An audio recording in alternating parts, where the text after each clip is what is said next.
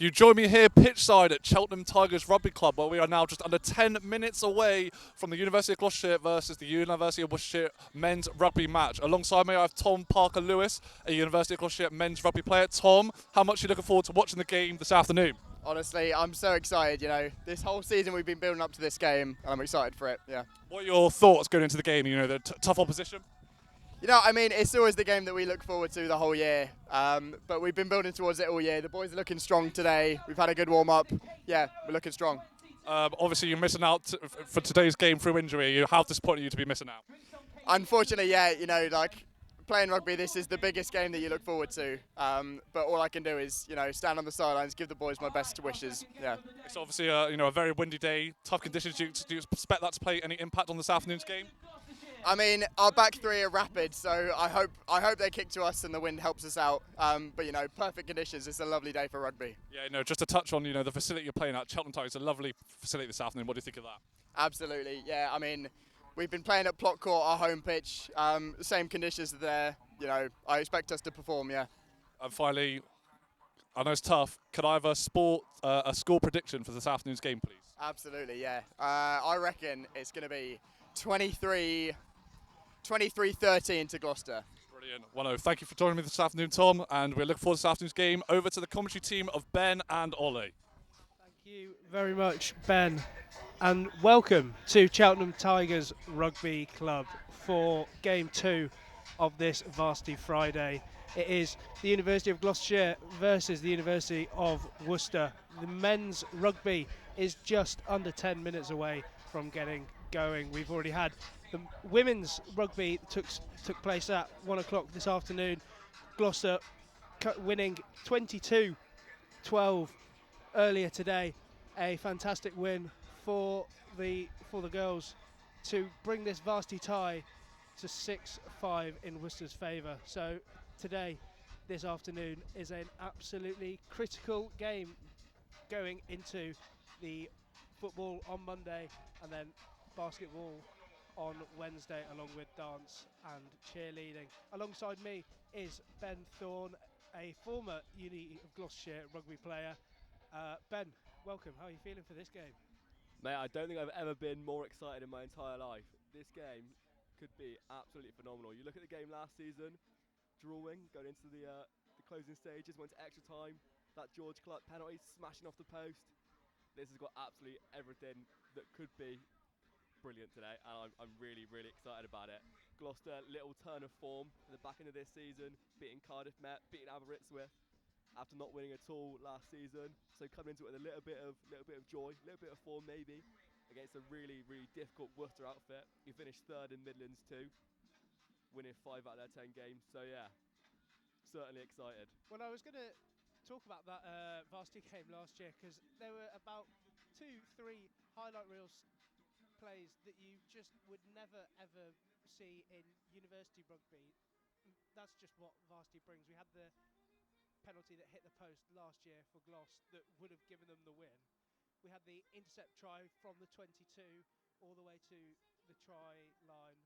Gloucester, that was to pull it back, that was to draw the game. This is what varsity can bring, and this is what this fixture can bring. Today the weather is absolutely perfect. A bit of a wind which could cause some kicking, which could really intrigue the kicking battle today. But as you said, last year's game was absolutely brilliant. These settings could take it up even a notch today, couldn't they? Oh, absolutely. I'm sure George Morse got home that night and couldn't stop picturing that intercept try. And I bet he's been thinking about it ever since. Coming back in today, chance to do it again. I'm sure he's absolutely buzzing. Well, he starts at 15 for Gloucester. We'll run through Gloucester's team. So George Morse, we've got that intercept try. We have Harry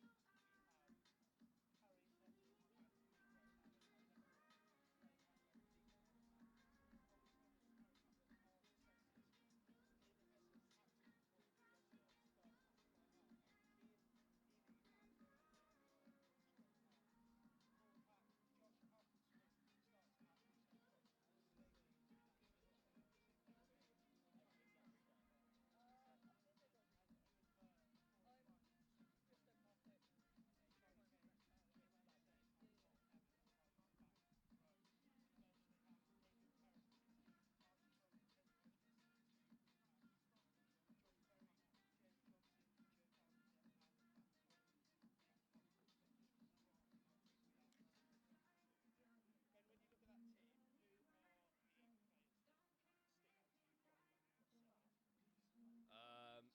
look early doors at Charlie Kane.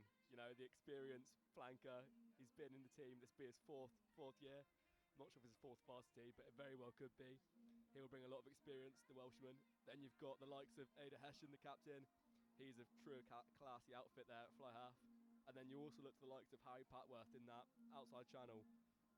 There's a lot of value and a lot of quality that can be displayed today.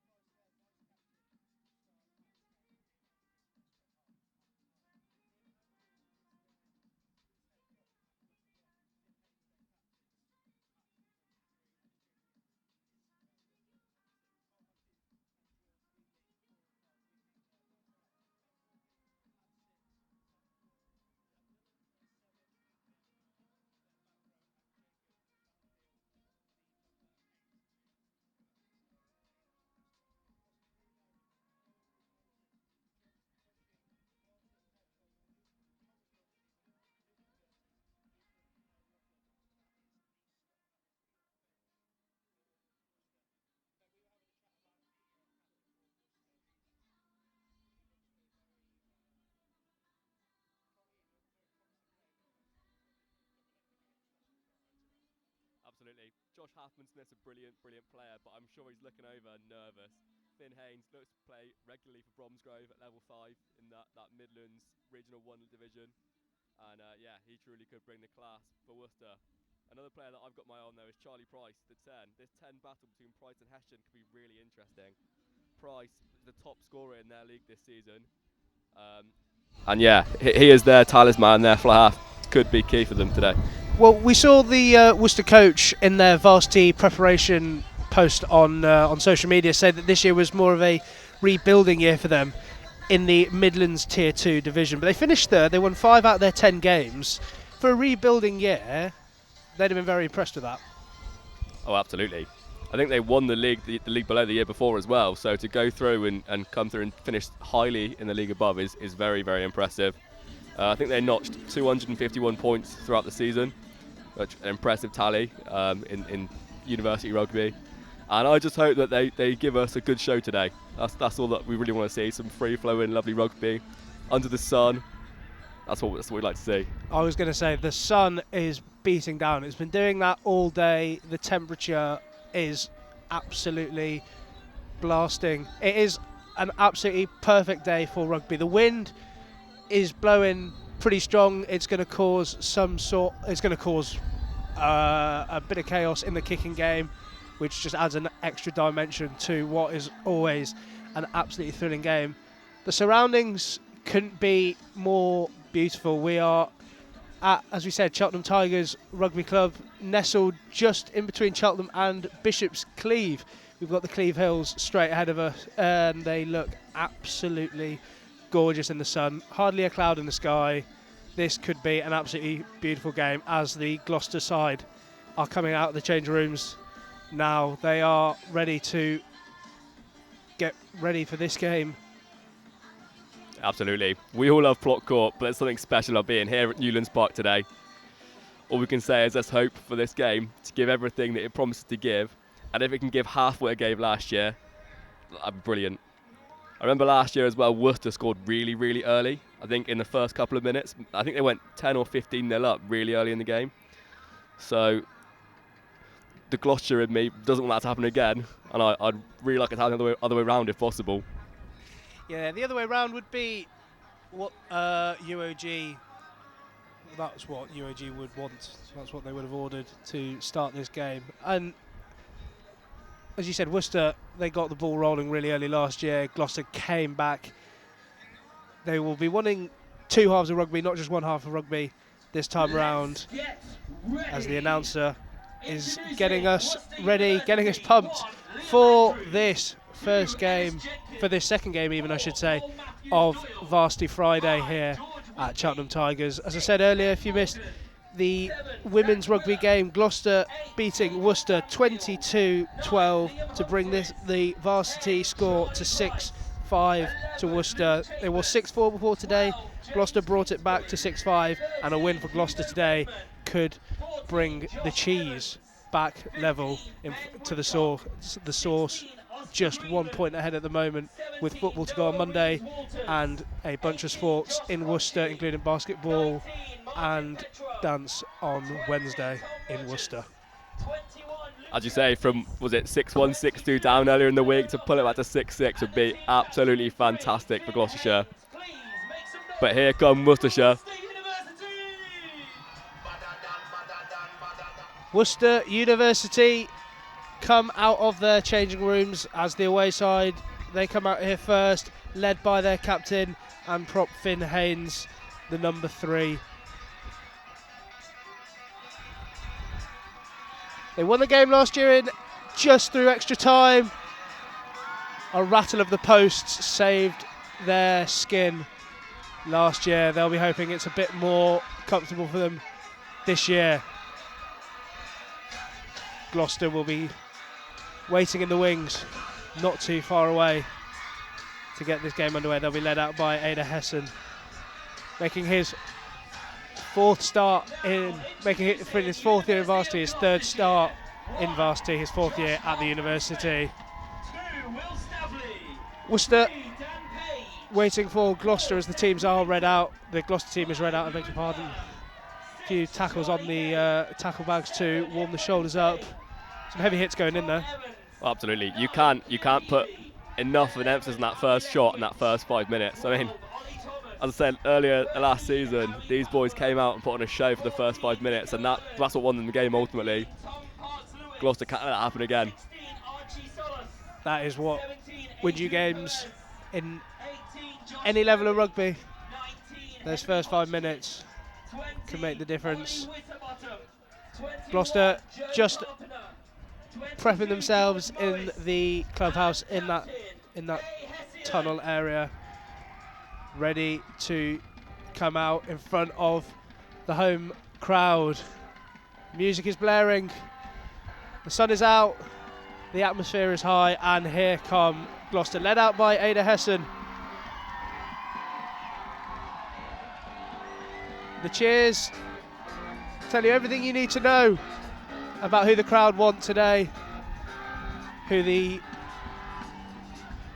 majority of the people here want to see win. Absolutely that. Gloucester lets be kicking off, so that first shot becomes even more relevant and more important now, doesn't it? You need to get your chaser right. They look like it's going left. Really excited to see this first chapter of the game unfold. As you say, Gloucester are kicking off. They are playing from right to left in light blue, dark blue and white. Worcester in a dark and light blue. They play from left to right. The wind is whipping all the way diagonally across this pitch. It's going to cause chaos whether you go left or right. The referee blows his whistle and we are underway. Worcester field that ball to start, and a kick straight into the wind goes out in between the 10 metre line and halfway, and the first chance to see the set piece, a vital part of any rugby game, the set piece. Yeah, if you're Gloucester, that start all day long. You've got ball in their half. They've not counter-attacked really quickly. Now we can play. Will Staveley, lovely throw down, and a little snipe from Cian Healy there. Looks like Tom Evans is calling the line out today as well, which could be crucial. Played in the backs for most of the time, did Tom, converted into the back row last season. Certainly interested to see how he gets on today. Ada Hessen at 10, looking for the metres, can't get past that gain line. Chopped down quite nicely, and the counter ruck tries to come in. Dan Page, number 3, the tight head prop, making those metres, barrelling through players. That is the hits you want to see straight away. Tom Evans with the carry. Out to Staveley. Will Staveley trying to trundle his way through. Dan Page again. Oh, knocking down players. Yeah, Page showing what he's about really early here. Knocking people down for fun, carrying really hard and giving the backs the platform they need to try and exploit the Worcester backfield. First bit of back play from Gloucester. They would have wanted a bit more space and a bit more time then. The counter-ruck comes in from Worcester, and they have turned that over, and they win the penalty. Not rolling away is the referee's call, I believe. Not too sure who was penalised on that, but a first penalty for Worcester. I think the counter-ruck was by Kingsbury, the inside centre. He got the high five from skipper Haynes. The accolades early doors. He's looking up for it. Worcester boys looking up for it. We've got a game on our hand. We absolutely do. It's been about 2 minutes, if that, into this game, and hits have been flying in. Counter-rucks are plenty from Worcester as well. They had a couple of nibbles this time. They got their awards on the third time around. Gloucester will be happy with their progress through their forwards, through the props, especially Dan Page, who had a couple of beautiful carries as the line out is a success there for Worcester. But through the backs, they'll be wanting a bit more as Worcester. That's another shot from Dan Page. That's another huge hit he's made. The Welsh tight head prop. That is exactly what they needed after giving away the penalty just a minute ago. And in defence, that's what wins you games. Those turnovers. Oh, it absolutely is. We spoke for a long time before the game about that first hit, making sure you make that first hit in attack and defence. And my word, as Dan Page put his hand up and been that person to do that today. So 3 minutes gone here already. The first scrum of the game. This will be a matchup to watch out for, especially Dan Page, who has had an absolutely brilliant game. Liam Andrews will be opposite him. Captain Finn Haynes for Worcester against Josh Halfman-Smith. And a big scrum from Gloucester to start. They could have got the penalty there, but they've got a nice platform here to attack. Spinning out the back, and a knock on there from Nico Allen. If he had the ball stuck to his hands there, he was free. That loop round, that wrap round, looked to cause Worcester a few issues there. Yeah, just to go back to that scrum, the forward in me was always keen to. It did look like Halfman-Smith had his man on that first one. He seemed to get up and into him and turned him round, and Haynes didn't have an answer. So really intrigued to see if the same thing happens here. But so far, for me, it's Halfman-Smith 1, Haynes 0 in that scrum battle. That will be the battle to watch out for. Captain of Worcester, Josh Halfman-Smith, will have a lot of pressure on him against the captain of Worcester. But he stood his ground to start with there. It's an even scrum. Worcester chucked the ball out wide, but another spill, this time from Hugo Denman in the Worcester centres. The ball will be held up. Certainly feels that the wind is having the impact that we thought it would do early doors then, with a few knock-ons. Well, it was Charlie Price, the vice-captain for Worcester, who chucked that ball up, and it looked like a fine pass, but that wind, which is coming from, I'd say, from our commentary gantry, it's coming from our top left and coming to the bottom right from where we are, from Worcester's end, the top of their end, down to the bottom of Gloucester's end, one side of the pitch to the other, and it's going to cause all sorts of problems. That pass went straight into the wind, and it held up for a second or two there, clearly. Yeah, the ball just wobbles, doesn't it? And I guess if you take your eye off at that split second and look to your outside man, or look to the space, that's how these little knock-ons happen, and they could be crucial. It turns the ball over, Gloucester get the ball in this attacking area, and who knows what could happen from here. An attacking scrum is definitely what Gloucester would have wanted, and it's moving already, a bit of a mess. And the referee will reset that straight away. Dan Price Dan Page even having a couple of words to the ref, making sure everything is going his way, as the forwards always do in those scrums. Ben, you'll know firsthand. Have a little chat to the ref. You've got to let the ref know, haven't you? Dan Page played number 8. Not sure if it was last year, but last year in the league season, he certainly played a lot of number 8. He's not unfamiliar to this prop role, of course, but yeah, he's clearly bringing a little bit of experience now, and he's helping the other boys out in there. Well, that's what Captain Ada Hessen's been like as well for the 4 years he's been at the University of Gloucester. 3 years. He's moved around the backs quite a lot, starting at fly half, today. But another really good scrum. This time it has been rewarded for Gloucester. A tap and go from scrum half Keane Healy was tempting. It looks there like Liam Andrews just bored in a little bit. Dan Page had the ascendancy on him with a better bind and drove straight through. There is that wind once again. The kick from Hessen just could not find touch, but Hessen takes that. Oh, that's a shot. Good tackle from Hugo Denman in defence. The centre's defence will be just as vital as their attack in the backs today. Healy off the back of the scrum. Hessen plays that into Will Staveley, second row. Staveley's off to himself quite a bit early in the game as well. It's been very impressive. Lovely hands here from Gloss on a show and go from Ollie Thomas. Gets past the gain line, gets the extra couple of metres that they will be wanting to give perfect attacking platform. Page trying to be that battering ram, that first receiver. And a penalty given, not rolling away. And that's a second penalty in quick succession for Worcester, given away by Cole Matthews, Worcester's second row. Let's see if Hessen can find touch this time against the tricky wind. He is kicking right into this wind, going into the right-hand corner, and he's playing it safe. I think it was a wise decision, actually. You've got to make sure, and look, he's still probably made 15 yards, 15 metres. Get your boys into their half, up the pitch, and give them the attacking platform that they want. Going to say line-up ball is a perfect attacking platform.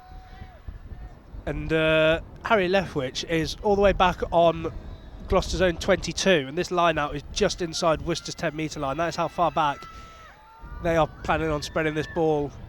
Whether it will reach him on this wing, who knows?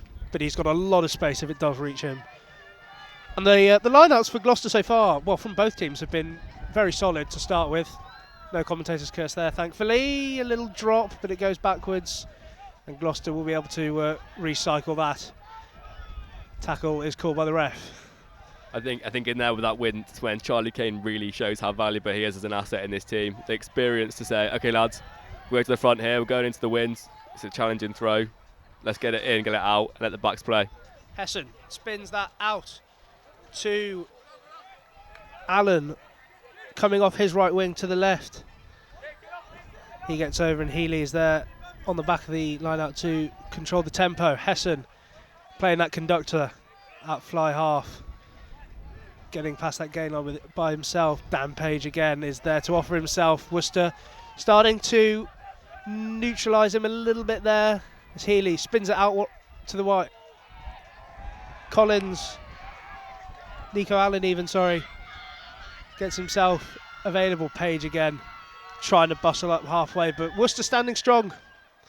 Their defence is not wavering one bit, and Hessen out into the pocket to get rid, to try and put Worcester under pressure. Kicked into a nice area, and the chase was impressive. That's definitely not a negative for Gloucester, and the counter-ruck's brilliant there. It is absolutely superb. Oh, but he's penalised for a neck roll, I believe. Potentially a bit of a silly penalty there from Ollie Thomas when it looked like the counter-up was working to great effect. And that is a brilliant nudge from Charlie Price, I believe. Their fly half. They get inside Gloucester's 22 for the first time, and they will get proper attacking ball for the first time in this game. My word, is the wind playing a part. Have a look at the linesman's flag. It is flapping, flapping, flapping.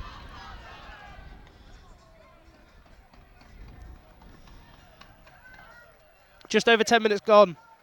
Still scoreless in the second game of Varsity Friday at Cheltenham Tigers Rugby Club.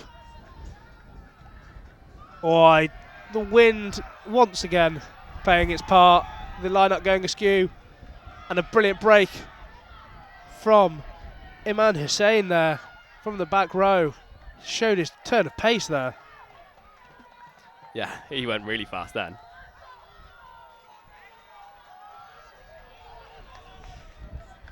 Nico Allen even was out on the right wing. Couldn't help Hussein there. Harry Leftwich trying to burst through on the left. He couldn't. Dan Page finding those meters where it seems almost impossible through the middle of the field. Really interesting with Page, because he's made a lot of gut-busting carries. That's brilliant from Hessian. He made some brilliant gut-busting carries, but also he's pulled to Hessian 3 or 4 times already. So there's a clear relationship there, and also that Worcester can't respect him as he's always going to clear the ball out or pass the ball away, because when he catches you out, he runs over you. We've had 10 minutes coming on to 11 minutes, and we have not had a single injury, stoppage or anything. A little grubber from Hessen tries to catch the Worcester defence out. Nothing doing. But the pace of this game has been absolutely immense to start. As Wheatley, the vice-captain, gets up to the 10-metre line, bundling his way up there. Ben Morgan in the back row trying to do the same for Worcester. A try and kick from Price. It is swirling all the way up there, and there's a big hit. That's a great tackle from Hussein there. Really underrated tackle. Because James Kingsbury was away there. There was a heavy, heavy impact. I don't know if we'll be able to see a replay of that collision. It was absolutely massive. Both players were looking at the ball. No one in the wrong there at all. Just a rugby collision. That looked like the arm, it might have been, of, I don't know if it was Kingsbury that was up there that managed to get the ball, colliding with George Morse, the fullback for Gloucester. A heavy collision, 2 players down on the ground, Morse one of them and another for Worcester. Can't make out who that is at the moment. But the first real break in play, but the brilliant, as you said, from Hussein there to stop what could have been a Worcester try right there. You'd imagine that everyone's happy for a break. It's been a pretty frantic first 10 minutes, hasn't it? We haven't seen many stoppages at all, only the little ones for scrummages and for line-outs, and even then, you're looking at a 15 to 20 second break, which isn't nothing really insightful, is it? No chance to get your boys together and have a conversation, is there? So, yeah, I'm sure that the little break here is invaluable, and it's going to be a Worcester scrub in probably the most attacking area we've seen the ball so far, would you say? Yeah, this will be exactly what Worcester would want. An attacking scrum, attacking ball inside Gloucester's 22. Time back on from the ref. What can Worcester muster from this line out? Again, as is the case with the backs, if you've never watched rugby before, they stack so far back. The right winger for Worcester, Josh Evans, is all the way back on the halfway line. A good 10-20 metres back, probably even more, just showing the intent and the desire from Worcester. This scrum has been an intriguing battle so far. Gloucester get the shove on there.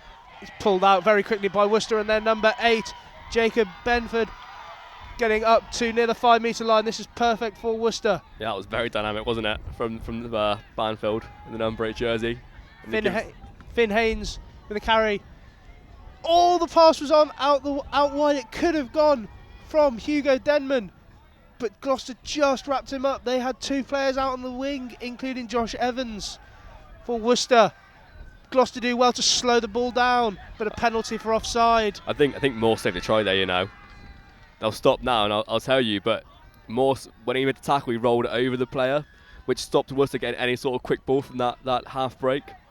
I think if they had that ball, they got the ball away, that would have been try time for sure.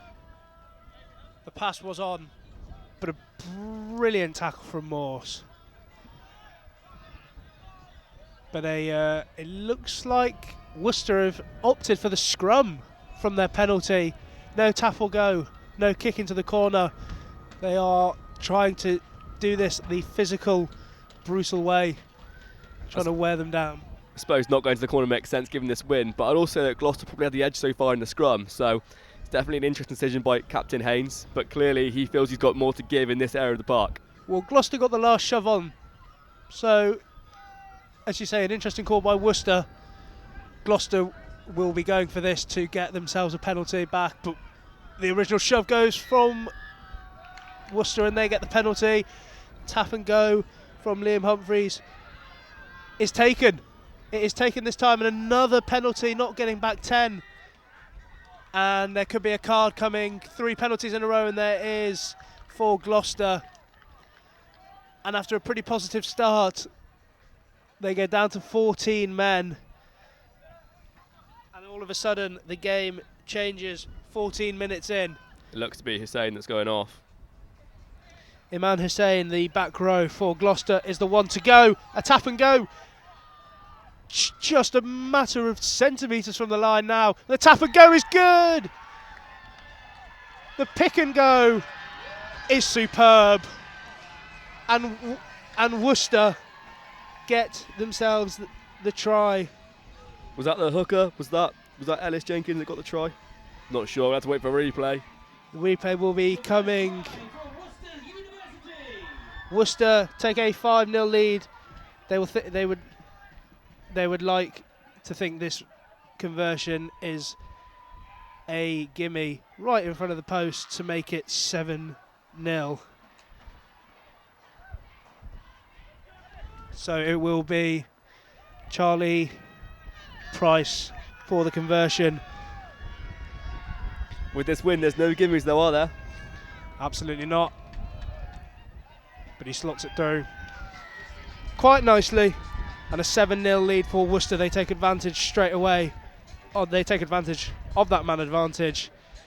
And after being on the back foot a little bit to start this game, Worcester have really turned this game around. 16 minutes in, they lead 7-0 and they have a man advantage for another 8-9 minutes. Yeah, they've certainly settled into this one, haven't they? They probably agree that they had a slower start than they would have liked. Definitely slower than the start they had last year, inviting pressure on themselves with the Gloucester attack.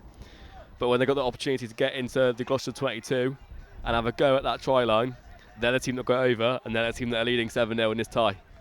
It was clinical work as well. The penalties kept on coming from Gloucester, who would have wanted more from their defence. They wouldn't have been too happy with their real discipline there.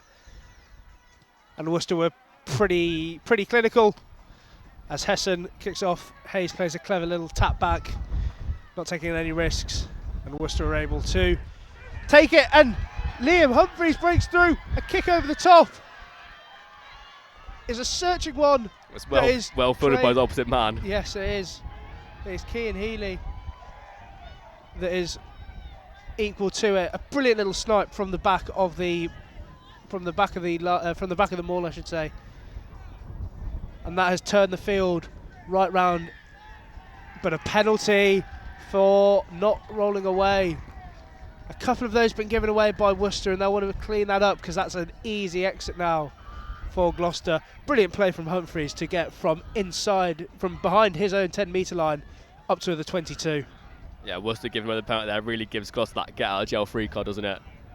They really could have turned the screw there and had another opportunity at that try line deep in the Gloucester 22.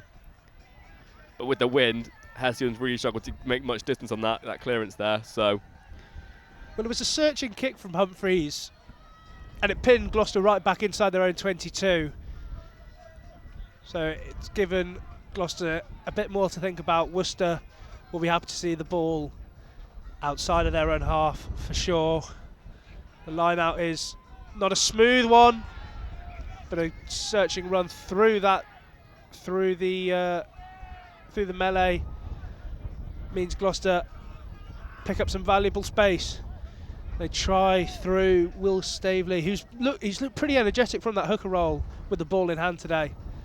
Yeah, he definitely has. I'm not sure I want to watch that Humphreys break back though. I think it was him that missed the tackle. I think he was the guard. Ada Hessen out of the pocket.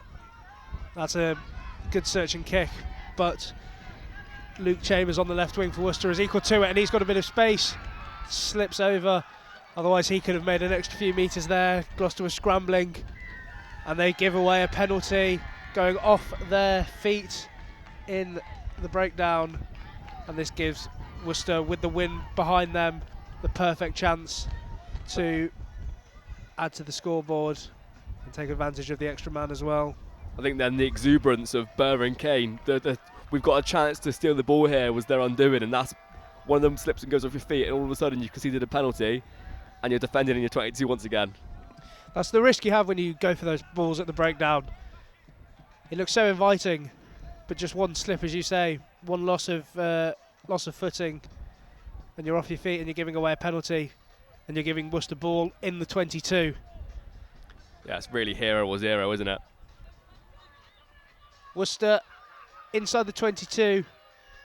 Once again, they are turning the screw with the extra man. So Worcester will be wanting to improve the line-outs, which have gone a little bit awry for both teams. Clever play at the front there, given straight to Cole Matthews. And they're able to have some attacking ball with the man advantage. Captain Haynes bulldozes his way through, past the gain line. Out the back it goes. A slip from Price at fly half. When a gap half opened up, he was searching for that gap. Yeah, Worcester looked dangerous then. They seemed to have a man advantage on the outside shoulder, and if they could have exploited that, they could have been in then.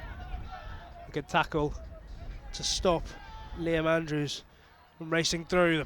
Jacob Banfield. Burrs on that. Ooh, the referee said he didn't lift the ball, he just left it in there. It was a very, very close take. It was a very close jackal there. Worcester doing well to keep the ball alive. Bounces on the floor and it is a knock on. The pickup was just not there from Worcester, and that is a much better defensive set from Gloucester. Yeah, you've definitely got to praise that defensive set, and that's exactly what Hessian's doing. They're giving the high fives, taps on the back. So all his mates, Evans, Kane, Burr, all putting brilliant defensive efforts in that play then. And especially with the man down as well. How hard is it to, obviously playing with a man down is tricky as it is, but with that man advantage for Worcester in attack, that extra space becomes just, it feels mammoth. So that effort from Gloucester is just sublime, isn't it? Especially with the calibre of player that's gone off. You know, we've seen earlier in this game already the pace that Hussein's got round the park and the shots he can put in here, there and everywhere. Him being off, we thought that could have been a real problem. In that sort of play there, when on the 22, and you need your back row to fly and be everywhere.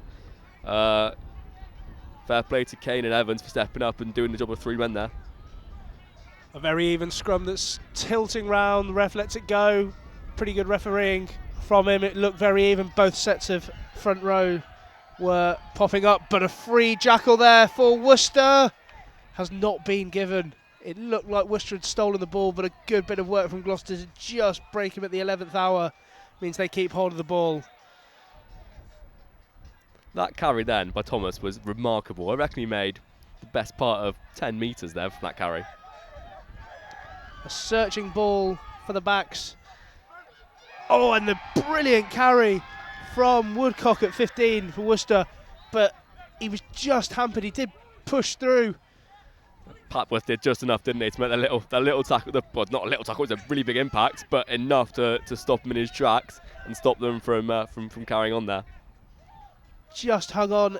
There was a bit of shooting out in defence from Gloucester that allowed Price to have a little search of a gap, couldn't break through, but Worcester now, they are motoring with the ball in hand. They are getting past that gain line, making those extra metres. Brilliant tackle out on the wing. Flying out there was, I believe that is Tom Evans, their number 8, yes. A searching run from Wheatley, the vice-captain of Worcester, is now penalised. He looked a bit isolated, and he was isolated. Gloucester hold on, and once again another defensive hold while down to 14 men. That's what we talk about, that risk reward at the jackal, isn't it? So there, Will Staveley's gone in and he's won it, and they've gone quick. That's a great decision. That's brilliant feed from Keane Healy. Healy's gone. Oh, and he was so close to getting that ball off to Allen on the left wing. It was a brilliant searching run from Allen, going all the way from the 22 to the 10-metre line of Worcester. Gloucester trying to go back. Allen is now isolated. Banfield looking to turn the ball over, and he has done, but he's out into touch. So he'd stolen the ball, but he'd fallen into touch just as he'd done that, and Gloucester come away with the ball. Brilliant work there from Healy to tap and go. Yeah, brilliant option. We've seen that they're not getting much joy out of kicking to the corner. They're not getting much exit out of that. Even if they end up here on a 10-metre line and lose the ball, it's still a better exit than it would have been if they kicked to the corner. So, yeah, very profitable for Gloucester, and they get the ball back. probably further than they would have kicked it if they kicked away. One thing I will say is that Gloucester, although they are playing into the wind and kicking is far trickier as the line out is not straight. And a lapse in concentration for Gloucester to turn the ball over and give a scrum to Worcester. One thing I will say is that although they are kicking into the wind, do you think Hessen should be pulling the ball back out into that pocket a little bit more and challenging Woodcock at 15, Worcester, challenging the backs up in the air a little bit more? Yeah, maybe. I think the value in this Gloucester team is how good they are with ball in hand, though, and I think you want to be the team with the ball, I suppose, in rugby, and the team with the ball you need the ball to score, of course. So I don't think it's been too bad that Gloucester have had so much of the ball so far, but definitely something that could be implemented, challenging Woodcock for sure. Yeah. Perhaps when the wind is to their backs, it could be used in the second half to cause even more problems. A lovely bit of play there from the backs from Worcester, and that has allowed Woodcock through on the left wing. He's gone all the way outside, but a brilliant last-ditch tackle just had enough to put him into touch 5 metres out from Gloucester's line. Was that Morse again with the last-ditch tackle? I think that is 2 last-ditch tackles from Morse, in fact. The fullback doing his work right at the back of the backs. Absolutely brilliant tackle, 2 of them from him, and that has kept Gloucester within this game, keeps them within 7 points as they are still down 14 men. I don't know. I didn't even see with all the Hussein excitement came back on. There's so much going on. I didn't even see that he came back on. They are back to 15, but even so, the defensive effort has been superb.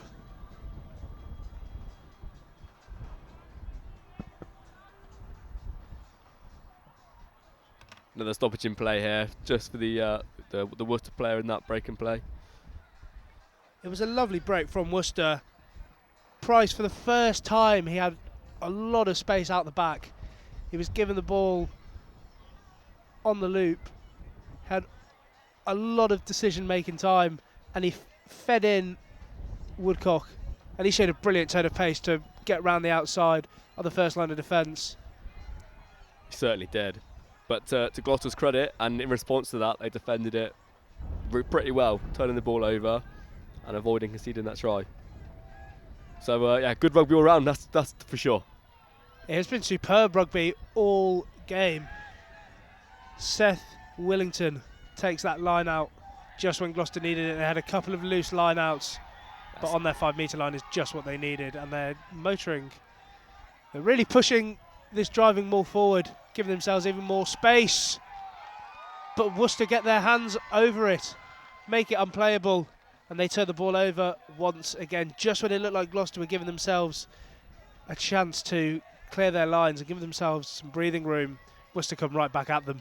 Yeah, I was about to say, I'm sure Staveley would have been delighted to have got that dart right there after the shaky one earlier on. It'd have been a real a nice one to get his emotions kind of in check. So that was great, and I was going to give him all the applause for that. But then Worcester would turn them over, and they're in 22, and now it's all panic stations for Gloucestershire. It was good work from the front row, from the locks as well, to turn that ball over. Especially the work from Wheatley, their vice captain, who has been pretty immense so far this game. And another scrum. This time Worcester get the shove. Gloucester do well to kind of combat it. But the number 8, Jacob Banfield, he has looked electric with the ball in hand, and he gets up to the 5 metre line. A pick and go from Jenkins, who has already scored a try today. He was that first try scorer for Worcester. Worcester trying to get quicker ball, and they power towards the line. I think he was there, but he's knocked it on over the line. Double movement, the ref's called, in fact. So he was down by contact, he was tackled, down by contact.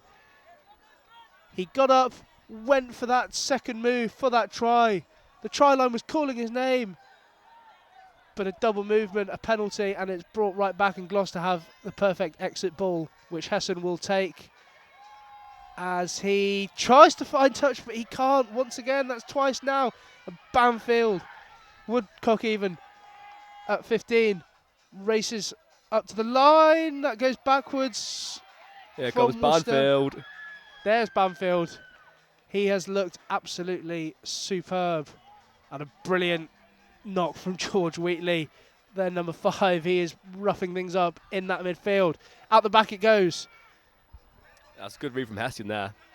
You don't see many fly-outs putting shots on hookers, do you? It was a perfect little fly up from the defence, a little blitz to stop Ellis Jenkins there. But Worcester still coming forward. Liam Humphreys, out the back it goes to Price. They're trying to play through the backs, which worked so well last time. They find it with Luke Chambers out on the left wing. He cuts back inside, but he knocks it on in the contact. A huge tackle once again from Gloucester, and these defensive sets are keeping them in this game. Yeah, we've not seen much ball outside of the Gloucester 22 for the last sort of 15 or 20 minutes, really. Gloucester defended admirably, but they just need to sort this exit out. Another opportunity here to sort it out. Need to drill it this time, because defending all game is not a feasible way to play rugby, unfortunately. So the clock stops around about half an hour into this game as Tom Evans is the man needing a breather, a little bit of treatment. He looks like he is okay to carry on. But Gloucester, it's been tiresome work for them. They've done so well to hang on, but how long can you defend like this inside your own 22? It's just 15, 20 minutes, like you say, to do that time and time again is a tiresome activity. And they've done so well to just keep it within one score, keep it 7-0 at the moment, especially with half of that being down to 14 men. And you throw in the wind factor as well and think Gloucester going to have the wind in the second half. They're doing really, really well to stay in this game the way they are. The wind has been quite beneficial for Worcester, although they haven't kicked the ball as much as well, especially with this wind to pin Gloucester back. They haven't need to, really. They've pinned Gloucester back through their ball in hand play. Gloucester now have the chance with this upcoming scrum to turn it round. And it's a shame that Gloucester have been pinned back, because we were talking about the work that Hessen and Dan Page, the front row, the prop, have been doing with their attack with the ball in hand. They've been in great communication, and it's got Gloucester some brilliant platforms and some brilliant meters earlier in this game, didn't it? It absolutely did. Yeah, if Page can make half as many meters in the next 10 minutes that he made in the first 10 minutes, then that will take Gloucester a long way up the park. It'll be the perfect exit strategy, which they have struggled to do to start this game. Who's that? Harry Papworth to return to the field. Had a little bit of treatment to his hand, it looks like. He is absolutely fine.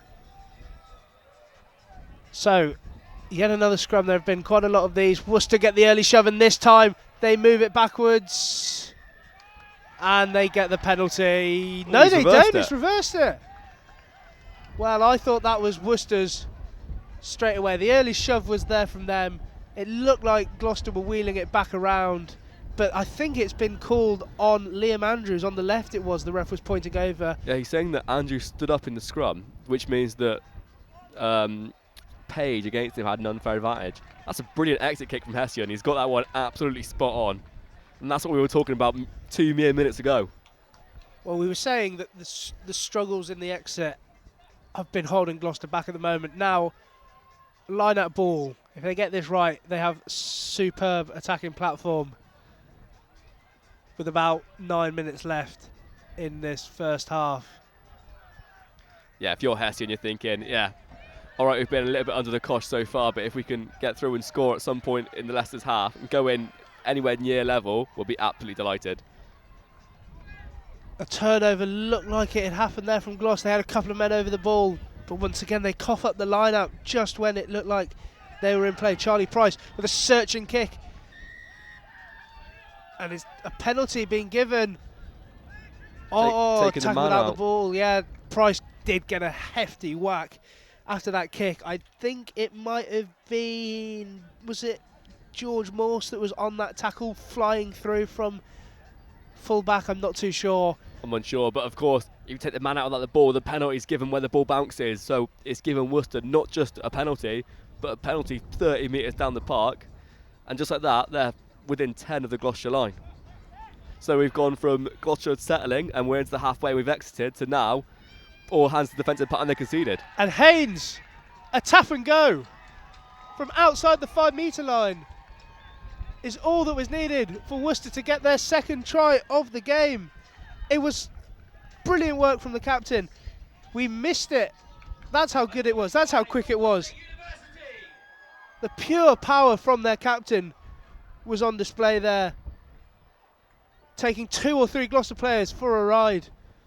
Yeah, we said pre-match, didn't we? We looked at Haynes and thought, yeah, he could be someone with a lot of power, someone that can offer a lot up front for this Worcester team. And there it is, proven that easily. Well, he's been playing Tier 5 rugby, hasn't he, for Bromsgrove. We've been the captain for Worcester, and he's been showing what he can do in and around the scrum, and right there he makes a difference. A brilliant kick there from Price with this wind whipping away to make it 14-0. And that try is probably what Worcester deserve, being camped inside Gloucester's 22 for so long, and their rewards are finally paid. Yeah, hard to disagree with that. Gloucester defended really, really well for long periods so far in this half. But ultimately something had to break at some point, and Haynes has just broken the Gloucester line there. Well, it was a bit of magic from Haynes, really. From outside the 5 metre line to tap and go by yourself. Take 2 Gloucester players with you and power over the line is something pretty special. And that's what's been needed to stop this stout Gloucester defence. These kickoffs have been perfect, absolutely perfect for Gloucester, I've got to say. And this is the perfect time for Gloucester to apply a bit of pressure, as Worcester are now inside their own 22. Haynes. Dan Page on the ball there. Ooh. Oh, and Dan Page was over the ball, but the ooh from Ben. Josh Haffman-Smith not rolling away is what he's blamed us for, I think. And another penalty given away from Gloucester, just when it was looking like they were going to cause Worcester a bit of problems. With the ball flies towards us. No need to get our hands ready for that catch, though, unfortunately. Sure, you've got a safe pair of hands, Ollie. Well, I was about to say the same to you, Ben. I think I was in no danger here. None of us were up in this gantry. We've got the perfect spot, by the way, this gantry. It's been absolutely superb. In the sun here in Cheltenham, it's absolutely superb. 14-0 to Worcester with 6-7 minutes left on the clock in this first half. The next score, absolutely vital. Absolutely vital. Out the back it goes, but the wind took that, carried that, and now Hussein carries the ball up from halfway over the 10 metre line for Gloucester, and now this is the perfect chance for them to do something with it. Page coughs it up, it goes backwards, and Gloucester recycle it just about. Hessen switches, that's great kicks vision. in, that is brilliant vision. No one there, pinning Worcester back, out it goes. And a charge down from Gloucester, and it's picked up by Staveley.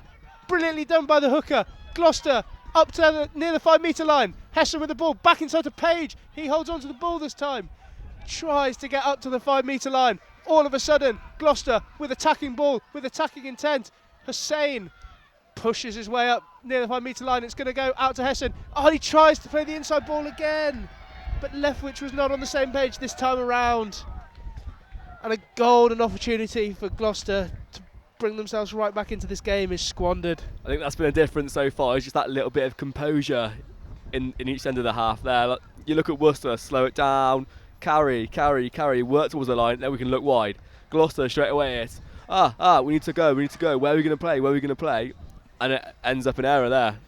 Well, whether they were looking for a bit of speed to catch Worcester off guard, we don't know. What we do know is that speed has kind of just halted all of their momentum, and it's just, as I said, this next score to either make it 19 or 21-0 to Worcester or a 14-5, 14-7 game is so key, and that was the perfect opportunity there for Gloucester. They just could not take advantage of it. Absolutely. Well, we've got this little break in play though. Can we pay some respect to that contest between Page and between Jenkins early in the middle of the park? That was 2 big men going head-to-head against each other, and it was brilliant. there have been some huge hits throughout this game, but Jenkins and Page have given us an absolute mammoth collision. And that's what you love to see in these games. This is proper rugby. Yeah, for me, it's what rugby's all about. A vital scrum here for Worcester. They'll be going straight at this Gloucester line out to try and get themselves a penalty, get an easy exit. But Gloucester put a good shove in. But Worcester come out the back quite nicely with the ball in hand. It's given out to the wing and a step into touch. And that's a the brilliant tackle. That's play. That'd be why I was saying, why haven't they cleared their lines? Why are they trying to play here? I was in two minds. I thought that's a high risk tactic. That will be why. A brilliant tackle from Leftwich to put Worcester into touch.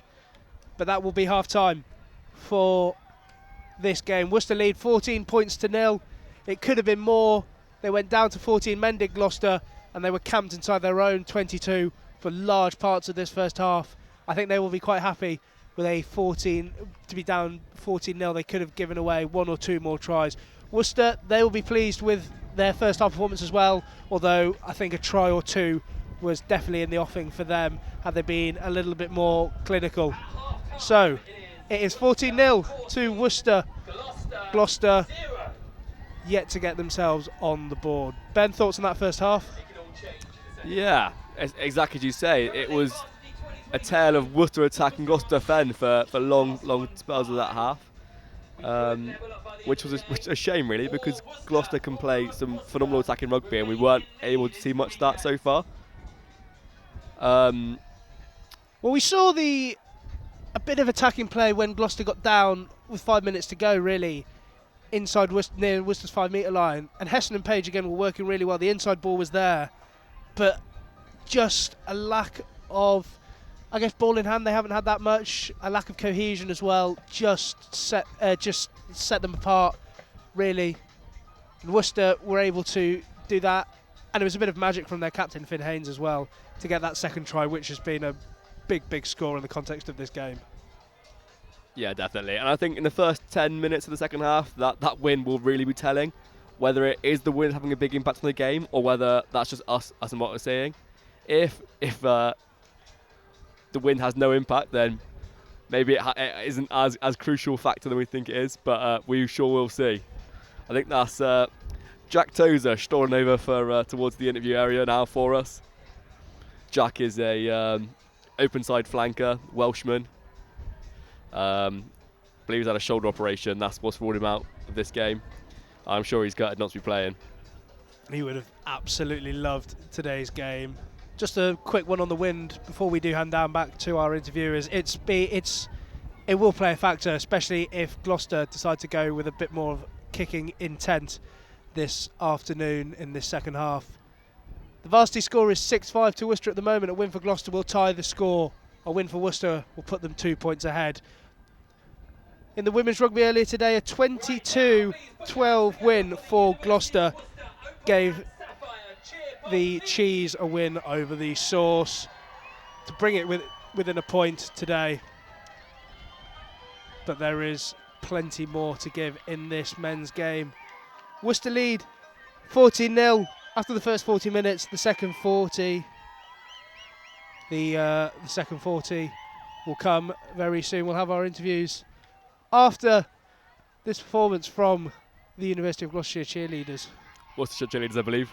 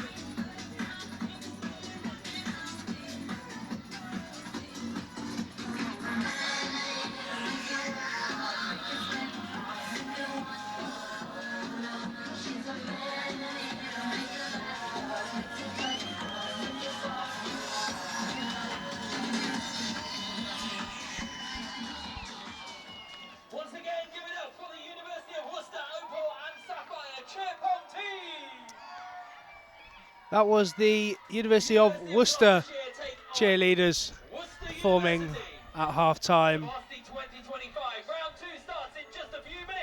We're not too far away from the second half getting underway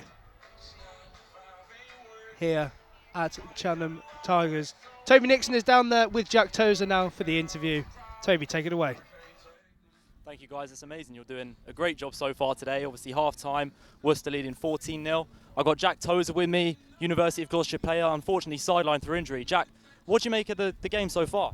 Yeah, it's been a difficult first 40, in all truth. There's been a lot of rugby played in that Gloucester half, and with this wind as it's swirling about, as we can see, it's been difficult for Gloucester to get out. There's a lot of rugby still left. There's a lot of things to happen. I think, that Worcester pack has been, making their presence known. There's some big boys in that pack, and as you saw with that second try, they just busted over. So, it's, like I said, a lot of rugby still to play, but we'll see how that second half goes. Definitely, and obviously the Gloucester boys, 14 down, the wind's playing a massive effect, as you'd say. If you were in the dressing room now, you could say one thing to the lads. What would you tell them? Well, I think especially with me, I've been in this club for 2 years so far, and we faced a lot of adversity. So, these boys aren't going to back away from a challenge. It's a tough deficit to be behind at half time. All these fans here, there's a lot more Gloucester fans than there is Worcester fans. So just take that on board. Take Ada's words on board, because he's a brilliant captain in his last varsity, in his last game for the club. Just go out there, express yourself, use this wind, back yourself, and they've got enough talent to overcome this deficit. Definitely, and obviously your shoulder, Jack, how's that coming along, and will we see you back on this pitch soon? Yeah, hopefully. It's been a battle I've had doing for the last 2 years. Luckily, I played varsity last in my first year, but injuries reoccurred. Second operation in 2 years. So we just hopefully be back on that field, and I can be on the field for varsity in the third year. Brilliant. Thank you, Jack. Back to you, boys. Toby, thank you very much, and thank you, Jack. Obviously a shame to see him off on the sidelines this afternoon. He would have absolutely loved this game today. It would have been a perfect game for the Welsh spirit of Jack Tozer, wouldn't it, Ben? Jack Tozer epitomises everything that varsity is all about. Having a good time with your mates, a bit of big competition, but also it's all about that social side of it as well. And that's what Jack's all about, in my opinion. So not too long until this second half gets underway, I'm sure. That is a pinpoint grubber. It's an absolute beauty. Just two or 3 metres away from that line. Put him at fly half, some may say. Talk about rugby golf, don't you? That's a great bit of skill there. So University of Gloucestershire coming out from their changing rooms, about to take to the pitch for the second half. If you were UoG's coach, Callum Brayley, what would you have said to those boys in the dressing room? Well, I think Jack Tozer had it pretty bang on, really. It's just have some more belief in yourself. Take the opportunity to play with the ball in hand when they're there, and keep battling the way they are in defence. The Worcester pack is absolutely mammoth, and so far they're doing okay against them. They just need to offer a little bit more up front, with the ball in hand, to get over the line. He also mentioned the wind, which will be a huge factor this second half. I wonder if there's been a little conversation between Brayley and Hessen at number 10 to incorporate that into the game, potentially pin Worcester back, just like Worcester did to Gloucester in that first half, take advantage of it. Yeah, maybe. I mean, Brayley is a highly experienced halfback in his own right, playing for the likes of Cardiff Blues, Gloucester, and more, of course. But yeah, I think it's just a quiet conversation that happens between the coach and the fly half, really. I don't think it's a full group discussion. But yeah, it really interesting to see if Hessian adapts the way that Gloucester play with the conditions in mind. Worcester make their way to the Cheltenham Tigers turf for the second half. 14-0 up, 14 points to the good. Maybe wanted one more try after pinning Gloucester back for so long. But a 14-0 lead, they can't complain too much about that. They will be playing from right to left, going in the second half, playing into the wind. Gloucester will have the wind behind them, hopefully aiding them a little bit, as it aided Worcester in that first half.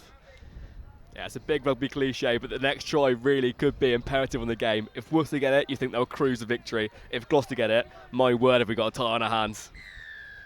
The referee blows his whistle, and we are underway for the second half as Price from Worcester gets us underway. Charlie Kane's done well there to recover the ball and move it on to Evans. Did very well there as Evans pushed his way through to give Gloucester a bit of space at the back. Staveley as first receiver. He's been there a couple of times today. He may be small in presence, but he is mighty with the ball in hand. Yeah, he's offered himself around the park many a time so far this afternoon. Fair play to him. A kick-off, just the second phase from Hessen there, might show what Gloucester are going to be about this second half. And a good tackle there, covering. Might have been a little bit high potentially, but the referee doesn't call it. Straight off his feet, yeah. And straight off her feet from Worcester. A tap and go is pulled back. Did you see Charlie Kane's little tap on the head there? That's what he's all about. He's an absolute wind-up merchant, is Chiz. And I'm sure the Worcester player's thinking about him right now.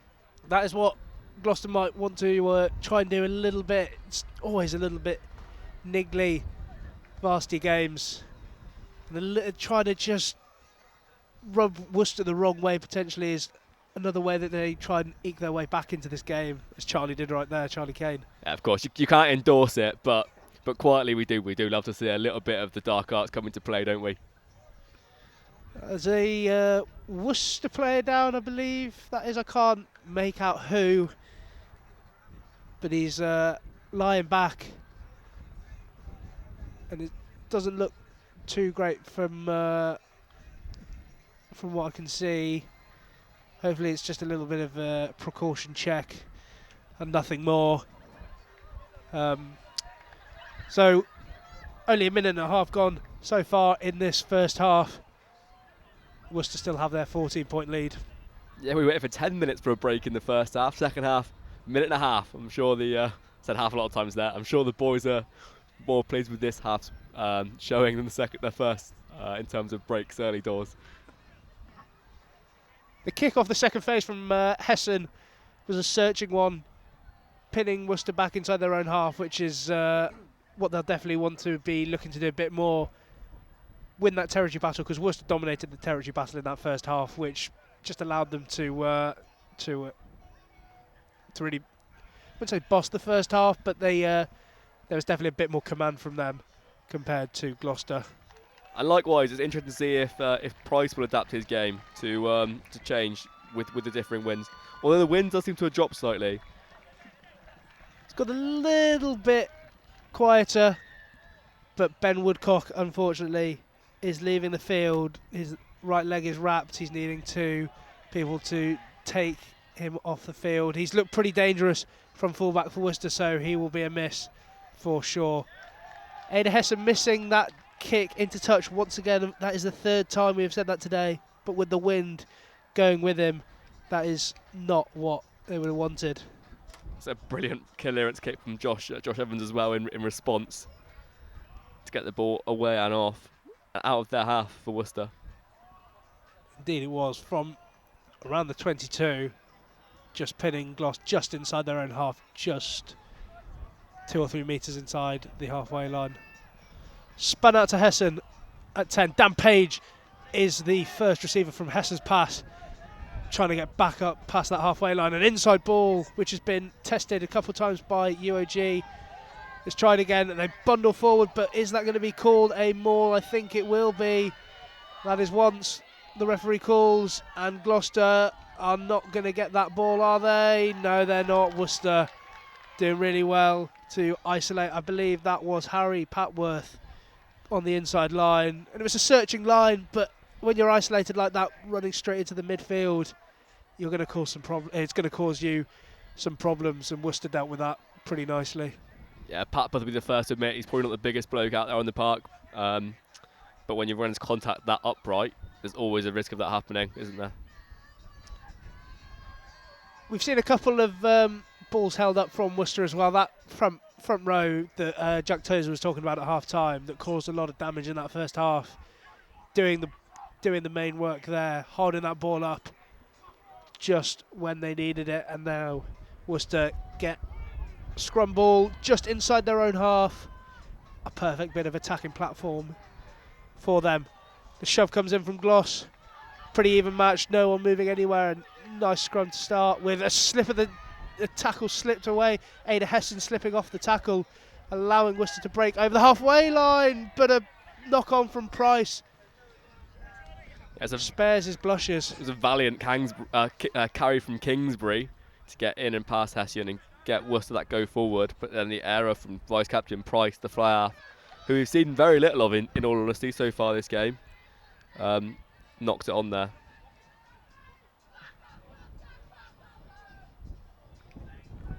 Thomas Rogers is the man that has come on for Ben Woodcock. He has gone into the right wing, that is correct. The 14 of Josh Evans slides back to fullback. A little change around for Worcester, making a change when potentially they wouldn't have wanted to. About 3 or 4 minutes into this game.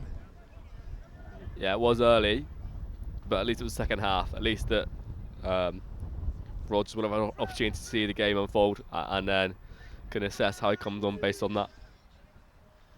Scrum right on halfway, just to the right of the pitch. An early shove from Worcester. Look how low Page is. The drive forward sent Liam Andrews sideways in the scrum. A brilliant shove. And out on the wing is Harry Leftwich. Just opened up for a second. Couldn't make the most of it. Ball's flying around at the back. Gloucester recycle it. And it's given to Healy out the back again. And a dart inside from Patworth. Once again, isolated again though. On his feet was the Worcester Jackler, but just enough to stop him. And Healy trying to search for that ball. He's chucked it up to no one there. The ball bouncing around on the floor, and it is knocked on. 2 knock-ons, first one coming from Gloucester. I believe it was Tom Evans that was given the sort of hospital pass, would you say, from Cian Healy. Yeah, it's a shame. Leftwich's break showed some real promise for Gloucester there. He appeared to go round his man, but in fairness to Evans, I think it was, who in the end pulled him down. It was a really good cover tackle. But yeah, it all comes down to that little bit extra composure, I think, around that attacking quarter. And yeah, it looks like Brady's having a quick chat with Healy there anyway. Scrum half to scrum half. It was great work in the last scrum from Dan Page, though. Like you mentioned, he completely turned Liam Andrews inside out. I'm surprised the assistant ref didn't see it. Me and you both saw that. It could have easily been a penalty for Gloucester, but they got away with one there, did Worcester. A couple of changes being made for the University of Gloucestershire. Harry Patworth moving out to the left wing, as I believe that is Joe Capener coming onto the pitch.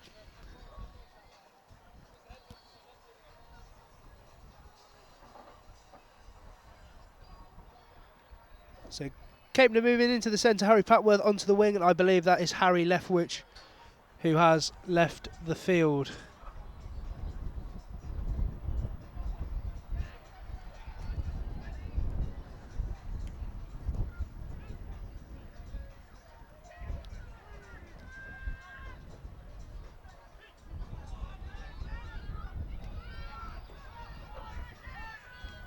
A very even scrum once again. Charlie Price boot to ball to try and pin Gloucester back even. My word, is that a good kick. He's really shown the difference there in the game management that Hessian lacked a little bit in the first half. To get his Worcester team out of that defensive area and into the Gloucester half is invaluable. Well, the ball is hanging so much kicking into this wind that I'm surprised Hessian didn't do that a little bit more in the first half. And even in the second half, there hasn't been too much ball for him. As Rogers goes up and gets the line out, Healy does well to dart away, get past the 10-metre line. Yeah, that was a really impressive set piece, actually, considering the wind, to get it up and over the first jumper, onto the second man, down easy as you like, and then Healy played away. Really impressive. Ada Hessian in that pocket, it's charged down! And it's taken by Worcester. It looked like Ewan Burr was going to go for it, but he would have been offside. And Captain Haynes for Worcester, barrelling forward just inside the 22, all the way up to the 5 metre line, and all of a sudden the charge down kick from Hessen has turned into brilliant attacking positioning for Worcester, and they're going to go right at it with a pick and go here. And Gloucester done well to get back and get into good defensive shape here by the looks of it. But Worcester slowly but surely pushing their way. They're right by the line, but it's held up. And a brilliant defensive set from Gloucester once again to keep Worcester off the scoreboard. Yeah, absolutely. Gloucester survive again, but again having to show that resolute defensive grit and ability to keep going and resilience there. A couple of bodies down from it. Looks likely to be, is that Seth Willington down there by the looks of it? Haynes will sing some treatment on the Worcester side. Tom Rogers is one of the people down from UoG. But again, another really good set from Gloucester, especially in the first half. They had a couple of sets with 14 men. This time with 15. They hold strong once again, holding the ball up. Yeah, if you're head coach Braley, you're delighted with the defensive acumen and the ability to stay in the fight, especially against this real lumpy Worcester pack, as Jack Toes described it. And that's what's keeping the game at the moment. You know, it could really easily be 35-42-0, the amount that Worcester attacked so far in this game, but it's not. It's 14-0. Gloucester are still in this. There's still a lot of games to be played. I mean, lumpy is a perfect word to really describe this front row. Finn Haynes showing captain mentality for Worcester. He got that second try with a brilliant run, and he took that ball from just inside Gloucester's 22 all the way up to the 5 metre line, just bouncing off tackles, making life really, really easy for himself. Really, he made it look like it was almost nothing. Yeah, he's a really impressive ball carrier, isn't he? That's a great kick. But it is a really good goal line dropout, like you say, from Hessen to clear the ball from the goal line to up about the 5 metre line, and for the 10 metre line even. Wind is really good now again. It's coming in sort of spurts. If you look at the linesman's flags, are always the big sort of teller in that, and look at it going there.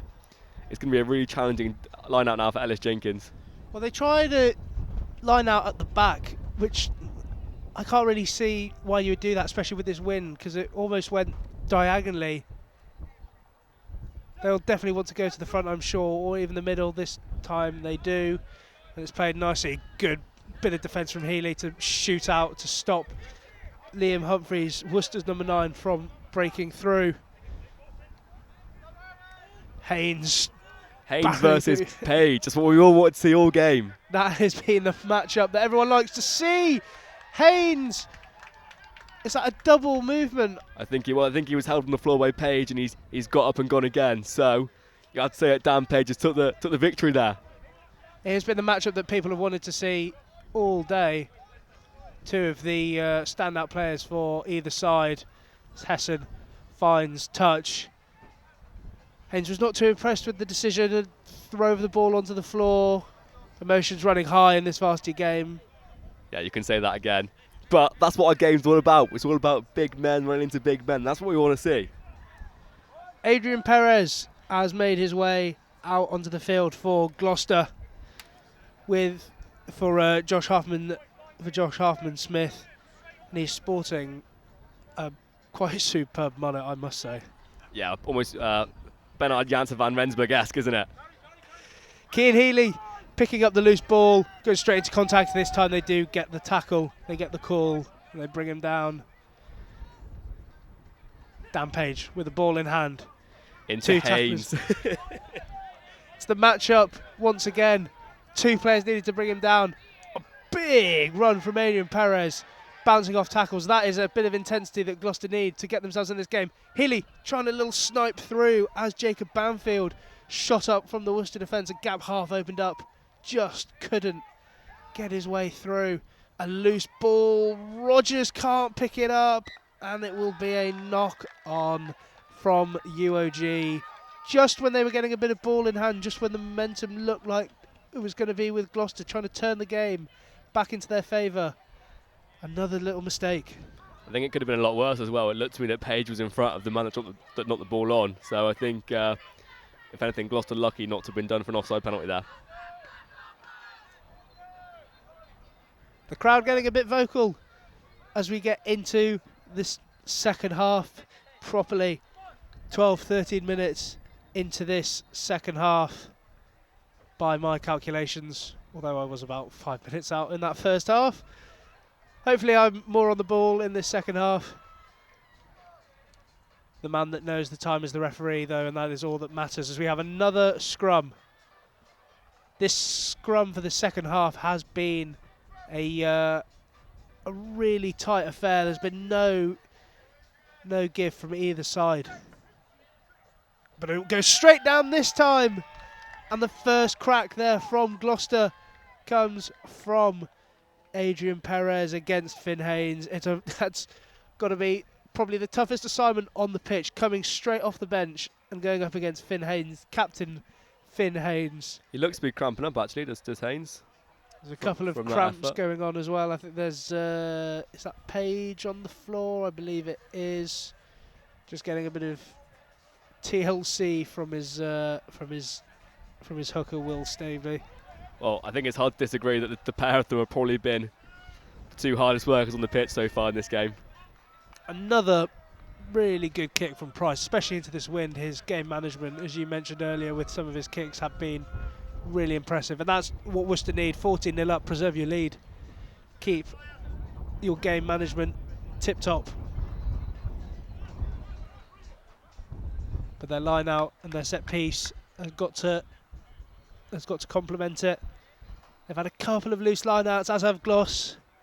The scrum has been a really good set piece battle. Second, the line out has been a little bit tricky. Two good Worcester carries though, as Ben Morgan slips through to get a couple of metres. Haynes trying to find his way through, but Page was equal to him. Another big collision in the midfield and a bundling hit from Ellis Jenkins, pushing players over. Price with a stab through that Harry Patworth, I believe, is able to field. Yeah, again, it's a really smart kick from Price, isn't it? It gets the Gloucester defence to having to turn, and Worcester can now defend in this area of the park where they want to defend and try and force that. Oh, Healy! Brilliant from Healy. Kean Healy has looked like he'd do that all day. A really beautiful one-hand offload. Sets Tom Evans through. Oh my goodness me. That is a stunner of a try. What an unbelievable score from Gloucester to bring the game right back into contention. Tom Evans, the number 8 for Gloucester, gets a score. That all came from the brilliance of Kean Healy. Yeah, I'm not sure what Briley said to him in that little break of play, but if it was, go on son, go and make a name for yourself, go and get the score that we need in this game to make it tight. He's done exactly that, and that was absolutely magnificent. Team Gloss get the score, as the announcer says. An absolutely stunning try. Ada Hessen rattles the upright, and he can't split the posts. He was an inch or two away from just sneaking it inside the right post, but he couldn't, and it keeps the score. Worcester 14, Gloucester 5, and a vital kick that was, because now they are still 2 scores behind, 9 points behind Worcester. But Healy's threatened to do that all game. He's had a couple of breaks, and he's looked really electric off the back of the breakdown. He found the gap from well inside the 10-metre line and just exploded. And the chicken wing offload as well to Evans was absolutely sublime. Wow, this game has come alive as Price gets us underway. Oh, and it's a knock-on though from Nico Allen. And the one thing Gloucester would have wanted would have just been to preserve that try, to exit cleanly and put the pressure back on Worcester. Now it is all back on Gloss. Yeah, they call it a coach killer, don't they? There's nothing worse than scoring a try at one end and then inviting pressure back onto yourself at your own end mere moments later. And here we go then. Opportunity for Adrian Perez to redeem himself against the big Finn Haynes. Here we go. Really excited to watch this. Perfect opportunity here for Gloucester to try and turn the tide, but a perfect opportunity for Worcester to get this penalty advantage in a scrum that Worcester were just turning the screw on, and they have done so again. It's Perez again dropping a knee to the floor, really struggling against Hayes coming off the bench. And after a sublime bit of skill from Healy, a kick to the post is called for Gloucester to give them a 12-point lead. That's probably the wise option for Worcester to go to the points, go for posts there, go for points, go to the posts. And let's just see if Price can get it. Of course, top scorer in the Midlands 2 League this season. He's not looked at fault or at risk at all from the tee so far this term. I was going to say his game management today has been superb. You can see why he is a top point scorer. His game management from fly half has been really, really handy. A huge kick to bring this game from 9 points to 12 points. A try and a converted try would be what UoG needed if this kick is slotted and it's just edged wide of the right post. He would have hoped the wind would have been blowing then, because if it was, that would have been curving in perfectly. Just died down at the wrong moment. A bit of divine intervention potentially for UoG to keep them in this game, to keep it a single-digit deficit. Ada Hessen with the goal line drop out. Good bit of height on that. It was a brilliant kick. Back on front row watch. It appears that Oscar Greenland has come on for Liam Andrews in the Worcester front row, which gives Dan Page some new meat to get into, I suppose. Oh, it looked like Harry Patworth had slipped the first tackle out on the wing, but he got the offload off into a Worcester player, giving Gloucester the line out just when it was needed. I've just spotted some brilliant attire on the Worcester bench. There is a full shirt, tie and blazer, and then chino shorts. I think that is the style of Varsity I've seen so far. If that's what floats your boat, Ollie, absolutely. It's not my style. Whatever you like at this Varsity, you've got it here. And a beautiful one-handed offload from Gloucester to try and get Nico Allen free on the wing. He hacks it forward, but the wind is gonna push that all the way out of the dead ball area. And another mistake from UoG means Worcester even will have a scrum just inside Gloucester's 10-metre line. And that's a real shame, because with the wind behind their backs, that's what we've been calling them to do more of. Put the ball in behind, put the ball in behind. And then once we've done it, he's absolutely cannoned it dead. And do you think now that'll play an impact on whether they think about kicking it at all now? They're going to stop kicking it altogether. And the way the last two scrums have gone, this is going to be right up Worcester's alley for another scrum penalty, potentially. Adrian Perez, who looked really, really handy with the ball in hand, is just wilting under the pressure of Haynes at the moment. Will he stay strong in this? It's a good scrum, an even one this time. They hold on. Oh, and an absolutely crunching hit from Banfield at number 8. He's done that all game to get past the gain line. That first hit just knocking and rocking UoG back a couple of yards. I think Hessian actually did well to stop him now. It was quite an impressive tackle from the fly half. Oh, brilliant little blitz in the middle of the defence from Gloucester. Pushing back again is Ewan Burr in the scrum cap. A lovely tackle to drive Worcester back.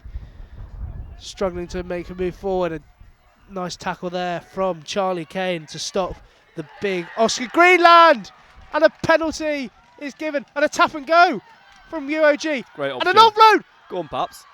Has sent Harry Patworth through. Harry Patworth still going. And he's Tackle the man without the ball. and a tackle without the ball. As you say, Ben. And a yellow card could be on the way, and it is. Maybe more, maybe more. A penalty and a yellow card, and that is the captain Finn Haynes tackling the man without the ball. Yeah, Gloucester away. Ben, take it away. It's cynical, isn't it? It's very cynical from Haynes. He knows exactly what he's doing there, and because of that, he's been given his marching orders and sent for 10 minutes in the sin bin. That could be the turning point that Gloucester need. He's been the best player in the park today, without a shadow of a doubt for me. And him gone for 10 minutes now gives Gloucester that real opportunity. The ebbs and flows of Varsity. Finn Haynes, Worcester's captain, their talisman, off for 10 minutes. A cynical tackle without the ball. After a brilliant break from Harry Papworth, he bounced off a couple of tackles, did brilliantly. Couldn't tell who got tackled off the ball. But now, a line out that is taken very nicely, and a driving maul is going to be the option for UoG. And they're making meters quite nicely here. Halfway in between the 22 and the 5 metre line. They're still rolling forward. They get the ball down. Yeah, you could see Page leading his boys through there in that maul then, couldn't you? He was pushing his way forward brilliantly. Out the back it goes, but it's loose and it's hacked away by Worcester. Nico Allen picks up the loose ball. He's got a bit of pace to him. He gets round the outside. Can he get past? I think he's done very well. He has done very well indeed. It was a bit of a scrap. He looked for the offload, and it was Josh Evans of Worcester that got a hand in the way of that pass. But it means that Gloucester have a put-in at the line out. Josh Evans and George Morse trading blow for blow in this cover tackle game in the wide channels. I think Morse made 2 or 3 in the first half. Now you look at Evans making probably 2 or 3 in the second half. Really interesting. Worcester's vice-captain George Wheatley in the second row in that engine room is done for the day. He has also had a few big moments today. Yeah, Ada Hessen out in 10, gets the ball, spinning it out wide. Gloucester, a lovely line there from George Morse, but the ball goes awry. Just when Gloucester looked like they'd found their way through. They have the ball, they pick it up and recycle it. The darting run inside the 22. Yeah, I thought it was holding advantage for something. And there it is, it's not rolling away, says the referee. Gloucester with another penalty, trying to take advantage this time with 15 men. Gloucester with 15 men, Worcester with 14. A much better kick from Hessen this time. He baited the hook there beautifully. 6-7 metres out for this driving maul that looks really, really potent just 2-3 minutes ago. Do you know what? Yeah, it is a brilliant kick from Hessian, and you can't argue that. But I'd have been so tempted to pick that scrum option with a tight head prop in the sin bin. That's bring someone else onto the park with their first job being to scrummage against some warm shoulders, potentially sacrificing a back player as well, give more space in the back line. But let's see if the boys up front can do it. Brilliant take from Tom Evans. Up to the 5 metre line come Gloucester. Healy gives it to Adrian Perez, it is. He's been pushed back. He looked like he was a metre or 2 away, but he was pushed back. Gloucester right up to the line. They try and play it out the back. The referee's missed a knock on there. He has, I think he has. It was Thomas. It looked like he clearly knocked it on as they tried to play it out to the backs. It just misfired. Perez again with the ball in hand. He's looked absolutely electric with the ball in hand. I really like Perez's work on the floor as well. Keep an eye out for the next one. He dives forward through the tackle and makes an extra metre every time. Hessen out the back to Morse. It's knocked. It's a forward, knock on, forward pass. Pick or choose. It's one of the two. And it's another opportunity squandered. Bodies strewn everywhere on the pitch. My word, the effort being put in is second to none. But Gloucester, like Worcester in that first half, just not making it work with 15 men against 14. Yeah, we were full of praise for the Gloucestershire defensive effort throughout that first half and the start of the second half. And you've got to give it to Worcester there. They've really stood up with a man in the bin. Not just one man, their talisman, their main man in the bin, their shot stopper, their one who does everything for them, their main man, their heartbeat. And they've done well there to keep Gloucester out from a 5 metre maul, no less. A bit of break in play now, 25 or so minutes gone, 25, 26 minutes gone. And Gloucester just looking like they were making some meters. They were about 2 or 3 meters out at one stage, going with the forwards. They tried to pull it out to the backs, and it just goes awry. The next intriguing thing is what do you do now if you're Worcester with a scrum? You've got to sacrifice do you go back or do you go back rower? Well, as you say, they've lost their tight head prop, their captain, Finn Haynes. So they will have to bring on a substitute. And I think we have seen a change.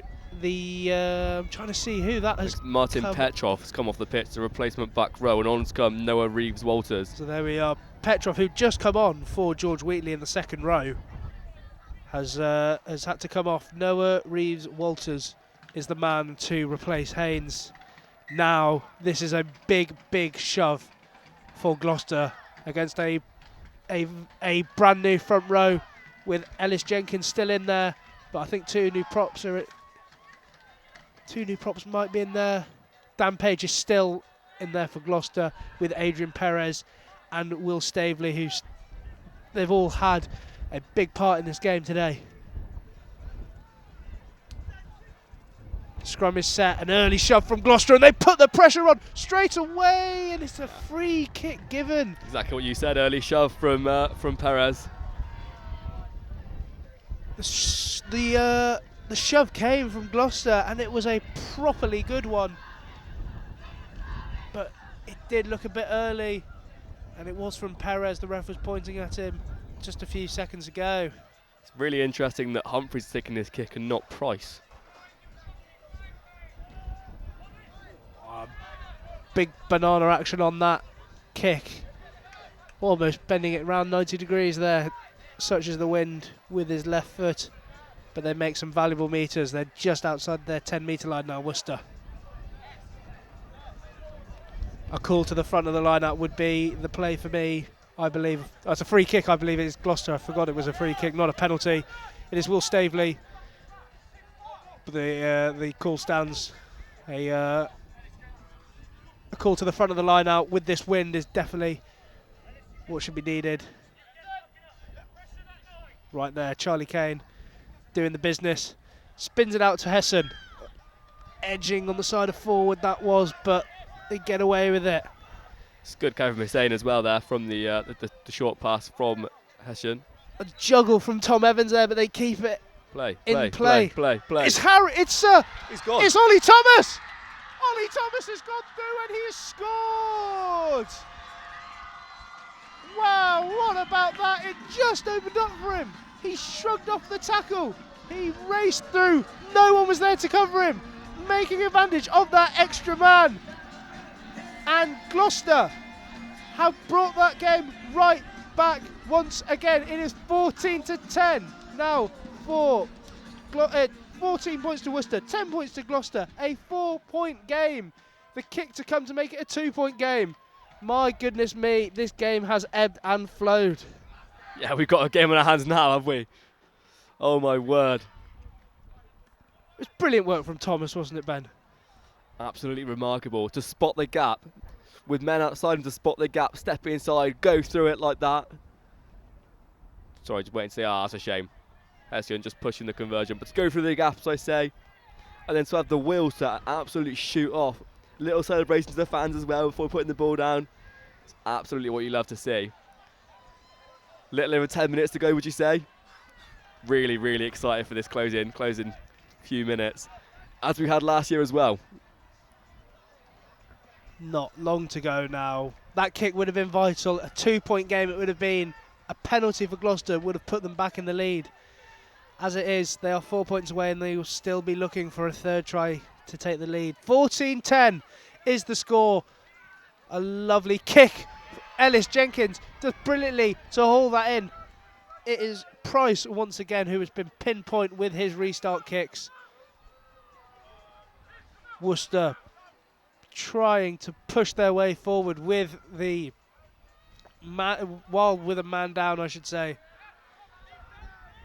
Just trying to find their way through, but Gloucester have been holding strong, but as I say that, not releasing from the try scorer, Ollie Thomas, and that's given them a penalty kick right in front of the post, Worcester.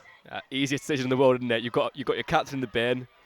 You're the kicker. Chance to burn the clock down a little bit more. Take the score to 17-10. I'm sure he'll take all the time he possibly needs to take this kick. And a converted try would be the difference if Price nudges this kick. And the way he's been kicking today, you'd suggest that he could make this. Just when Gloucester, again, when they were back into that game, that first try, the knock-on from the restart gave Worcester possession back, and no challenge at that second restart after their tries. Price steps up, nudges that straight through the middle, splits the posts, and it is a 17-10 game, I should say. A converted try is the difference between the sides. But if we remember what happened last year, we went to extra time. 17-10, Worcester lead. And Ada Hessen can't send the kick 10 metres. And a free kick is given. A scrum has been chosen by Worcester. And just when a bit of composure is needed from their captain, it's just slipped again.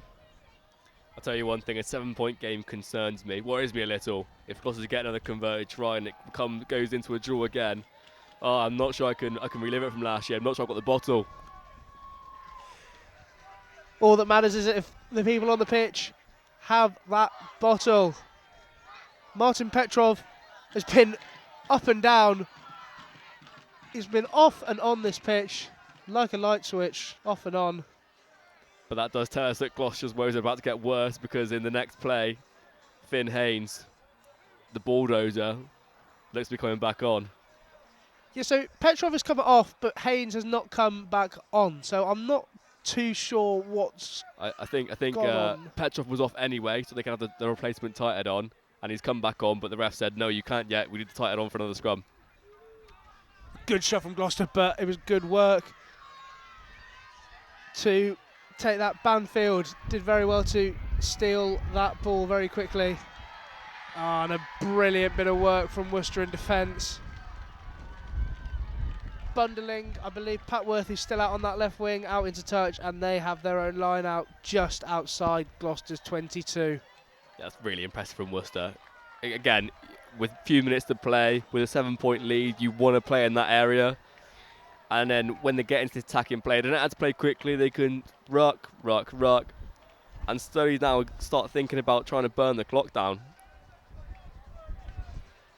6-7 minutes left, I would say, in this game.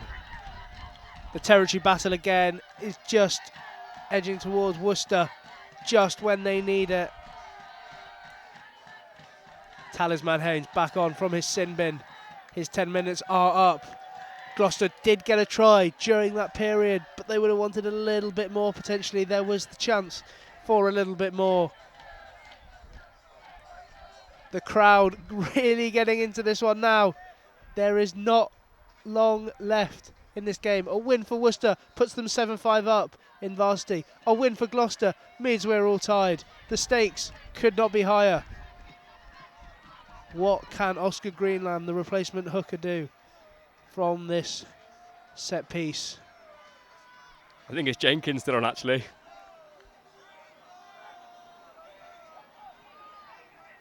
Jenkins with the blue scrum cap on. Oh, brilliant bit of defensive work from Healy. It will be a knock on, but he raced up, tried to get into the faces of the Worcester attack, and he did so very well. Just an accidental knock on means a scrum advantage is being played. Ball in hand for Worcester. Lovely bit of play, trying to set. That is Luke Chambers free, but he can't find his way through. Here comes Haynes. The Haynes train is back on. He is trying to chug his way through the midfield. The Gloucester defence is equal to it. Out the back it goes. A show and go from Kingsbury is no good. And a brilliant bit of work on the floor from Ewan Burr, I believe that is. I think it was Burr and Capener together working in tangent. The centre getting involved in the dirty work in that breakdown. Burr and Capener working brilliantly to get a vital penalty for the University of Gloucestershire. Hessen will be looking to find touch with this kick, which he does brilliantly, dissecting the 10 and 22 metre line there. Kingsbury caught out on that last one, but I was going to praise him actually. I thought he's made a lot of yards for Worcester in that 12 channel, in that 12 jersey. Obviously his opposite man will now take all the plaudits. Ollie Thomas for that brilliant solo score. But fair to say that Kingsbury's been impressive. Little over 5 minutes to play now. Gloucester really need to score as soon as possible here. Not long left in this game. Evans takes the ball off the line out. Hessen with the ball in hand. A nice line to Iman Hussein. A huge hit, but a penalty advantage, I believe, is on the way. Offside might have been the call from the ref. Hessen looks for the boot, but no advantage being played. Offside is the call. And a big penalty given away. Huge decision to make now as well. Do you bank the points while they're there, or do you roll the dice and have a go? A kick into touch or 3 points. What do you do? How long is left on the clock? They're going for the points. Now, I personally don't know about that decision. I don't know how much time is officially left on the clock. But this will make it a 4-point game, meaning they still need a try. It will be 17-13 if Hessen knocks this over. Is that George Clark running the tee on? I'm sure he's got memories in his head of this game last year. That penalty in the last play, of course, which cannoned off the post. Oh, and it's hit the post again! Oh, can you believe it? It grazes the outside of the post. Hessen hooks it wide to the left.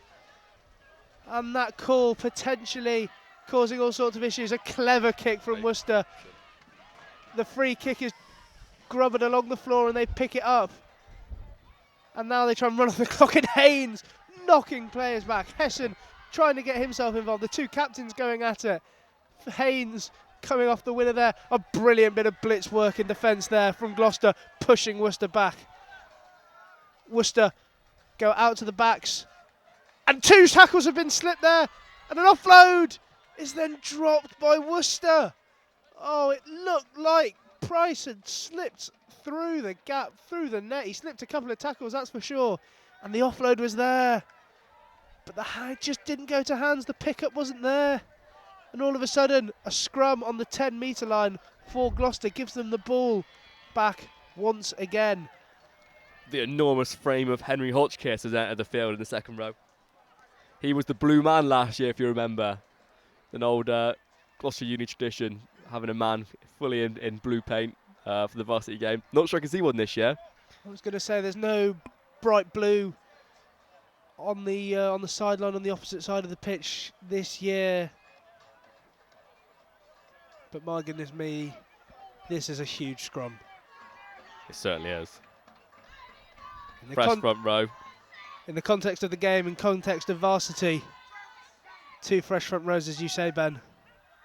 Archie Solers takes on the mighty Finn Haynes for the first time in the game. And he does enough. Just enough as Gloucester get the ball out. Ollie Thomas. Go!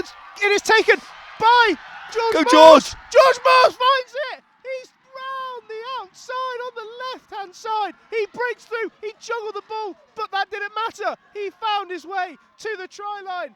And all of a sudden, Gloucester are within 2 points of Worcester. A brilliant try for George Morse. The 3rd for Gloucester. It is 17-15. Here we go then. Ada Hessian, how's your bottle? Can he get the fairy tale ending, the captain, who's done so much for this team over his 3-year period here? A try assist for Ollie Thomas there as well. He did brilliantly to get that ball off to Morse on the outside. A brilliant bit of wrap attack there. Ollie Thomas having an absolute stormer today, it's fair to say, in that 12 jersey. Carrying, offloading, tackling. But now it really is all about Hessian. Now, as you can see, Hessen has taken this out far. And if you don't know about conversions, where the try has been scored, you have to take it in line from that position. You can take it from as far distance as you want. Hessen's pulled it far back. And he's pulled it wide again. The Gloucester fans thought he'd dissected the posts. I tell you what, I thought he did as well. But he's just pulled it wide. And some of those missed kicks are coming back to haunt Gloucester. If one of those kicks had gone through, Gloucester would be tied this game. They could even be leading. But there's still a game left to play, and it's fair to say Gloucester is certainly in the ascendancy. I think the second half the score is 15-3. Is that the case? So, here we go then. Next try wins almost. It is the classic cliche, next score wins. Not long left on this clock. As you say, Gloucester have been in the ascendancy all game. Price with a superb kick, and it's Jenkins who does superbly. How long have we got? Worcester have the ball. They'll want to be really careful with it. Just keep it in the front row. 2 points is the margin. That's all they need to do. Just keep hold of the ball. Oh, the ball goes loose. Gloucester try and dive on it. It's gone backwards. It keeps going backwards from Worcester. Worcester still have it through Price. A brilliant tackle there from Hessen. But it's a high tackle. It was round the neck.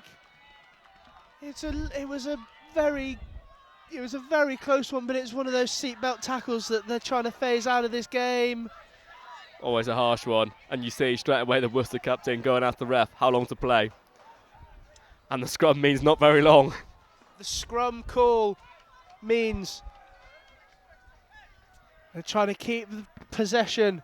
They're trying to run this game down as much as they can.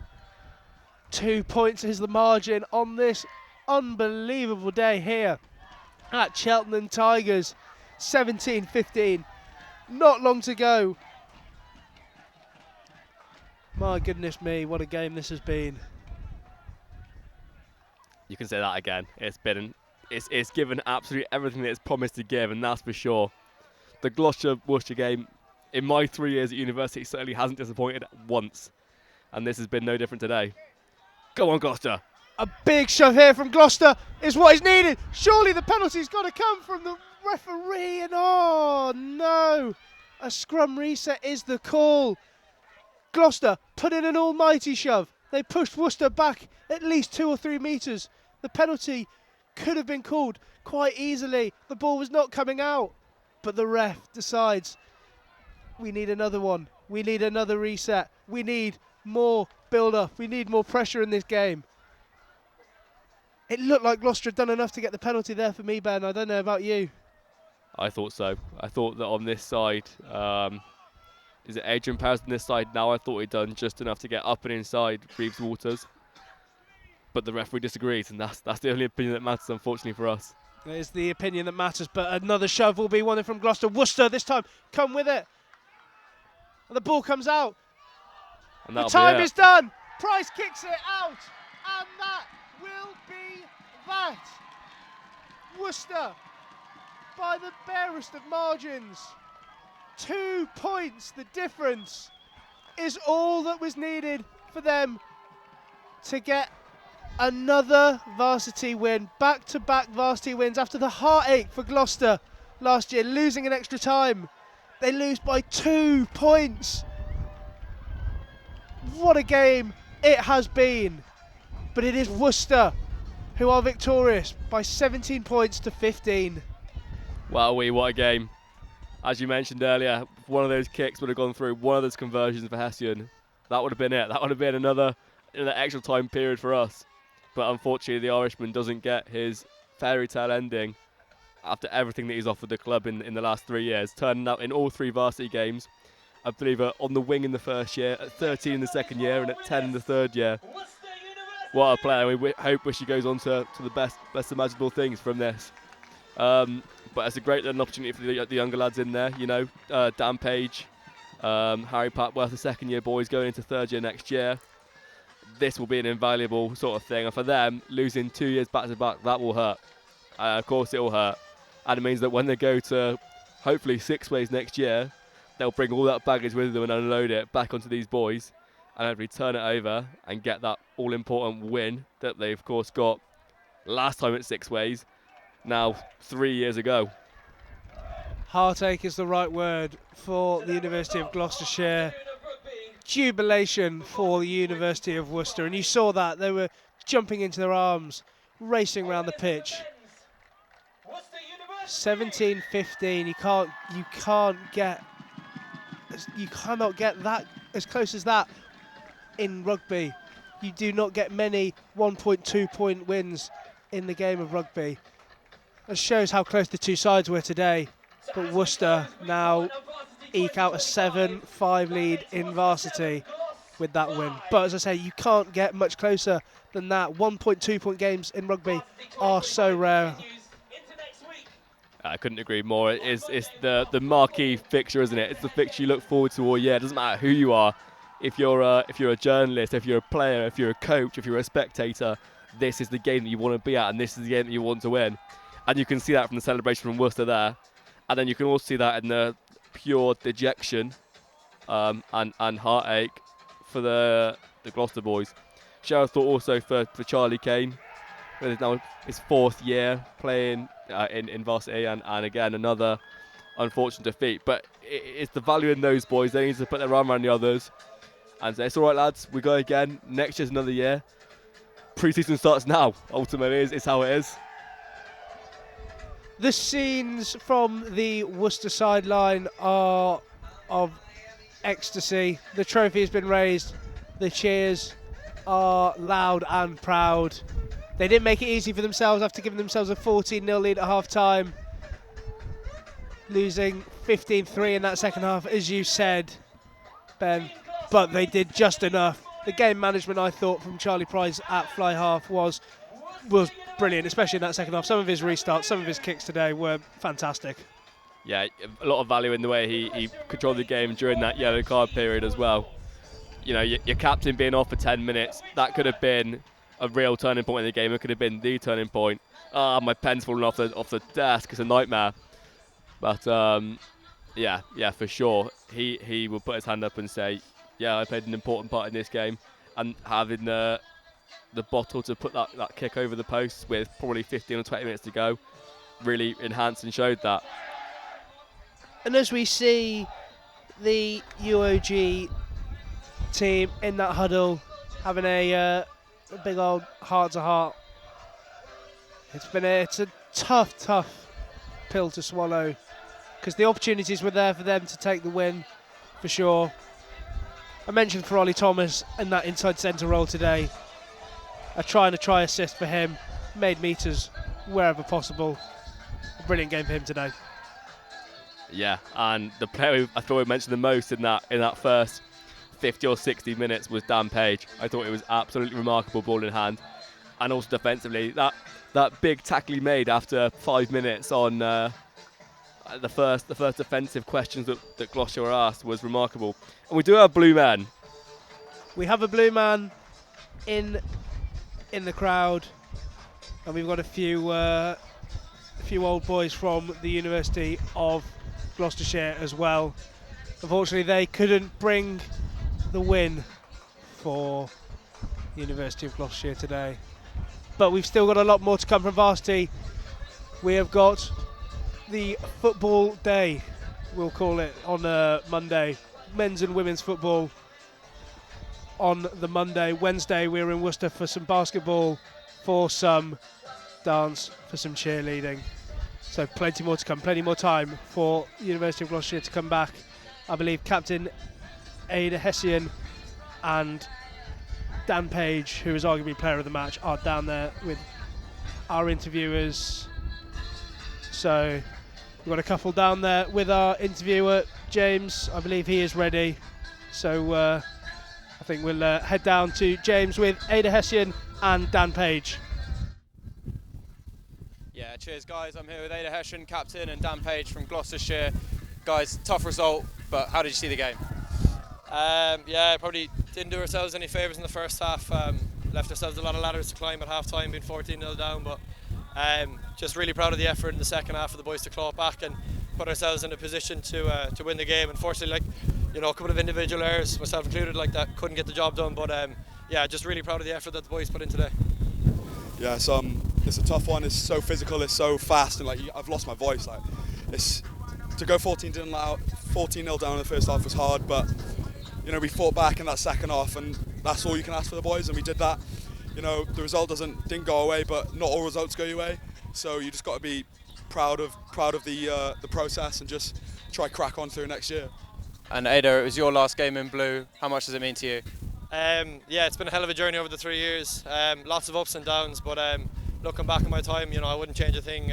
You know, really proud of what the club has given to me and what I've given to the club. So yeah, I suppose not the way we want to finish it off, but regardless, like, proud of the group 3 years ago, proud of the group last year, and even just as proud of the group this year. So yeah, tough loss, but look, it's been a great journey, and I've really enjoyed it. And it was a bit of a resurgence in the second half after going 2 scores down in the first. Is that a positive to take? Yeah, absolutely, it's a positive to take. I think maybe we didn't come out the blocks quick enough, you know, maybe sort of fell short to the occasion a little bit, but you know, we came in at the half, regathered ourselves, you know, said what we need to do, and we went and did that. You know, I think the second half we played to our strength. You know, we played in the open, you know, our backs were electric, and we didn't get the result, but you know, they don't always come, like I said, so. Brilliant, cheers boys, unlucky today. Ada Hessen and Dan Page for us there after a disappointing 17-15 loss. Heartbreaking, you'd say, as well, especially for Ada Hessen. 3 years he's given to this club, 3 varsity games. He got that win at 6 ways in his first year. 2 gut-wrenching losses, really. 1 in extra time last year. A 2-point loss today. Some of his kicks could have brought the win today. The wind was a major factor for both teams. Charlie Price worked with it. Ada Hessian just struggled to make those extra plays when it mattered at 10, and that is the difference today, isn't it, Ben? It is a difference. Nice to see an arm round him from his mate tight head prop though. I'm not sure about you, but the way that Dan's carried himself today in that interview on the park, now putting his arm round Ada, that's surely captain material for next year. Would you agree? The whole air of Dan Page, the performance he put in today, I think was absolutely superb. Ollie Thomas, as I've said, was very good. George Morse got himself on the score sheet. Tom Evans, Iman Hussein as well was very good. I think everyone that played for Gloucester acquitted themselves brilliantly, as did Worcester, and that just gave us a superb game of rugby. Yeah, you can say that again. Absolutely remarkable game. I think the Worcester front row was also very impressive. So, 17-15, men's football, women's football on Monday. That is what we've got coming up next in Varsity. And we've got a little preview of what could be a sublime Monday at Varsity. Varsity coming up in the next few days, and you've had a great season. Yeah, I mean, won the league, undefeated, fun of you at uni, so can't really complain. It's an unbelievable season from the boys, and yeah, can't wait to get to Varsity. What's been the secret to the success this season? I think more structure in the way we train, in strength and conditioning training each year. We haven't had that last year, but yeah, structure in the way we train. Obviously having the manager Ivor, he's done an excellent job. Yeah, he's just brought some stability to the squad, and that's really pushed us on. For those who don't know about Varsity, what does it mean to this uni? Oh, it means everything. It's almost on par with winning the league. It's the game against our biggest rivals, Worcester. We haven't won in my tenure at uni here, so that's 3 years. I think we haven't won in 4 years, so it's a big rival game. We're at home this year. It's everything to the uni and to the club.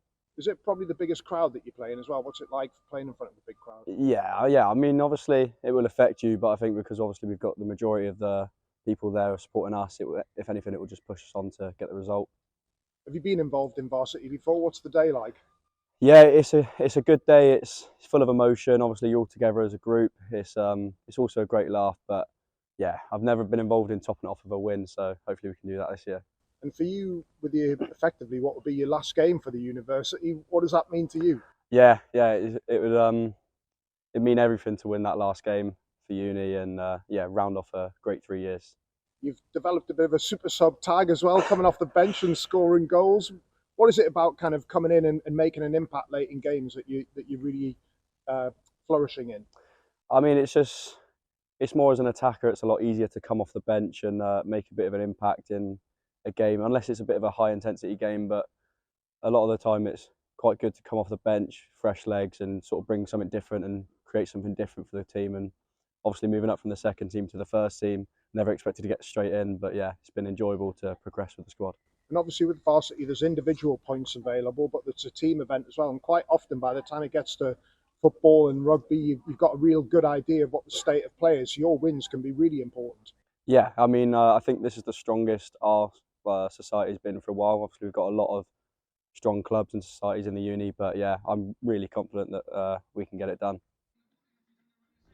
Yes, full-time obviously here at the Cheltenham Tigers Rugby Club, and University of Worcester have taken victory. I've been joined by head coach Tom and backs coach Harvey. Tom, I'll start with you. Obviously a great win for your side. What were your thoughts on the game overall?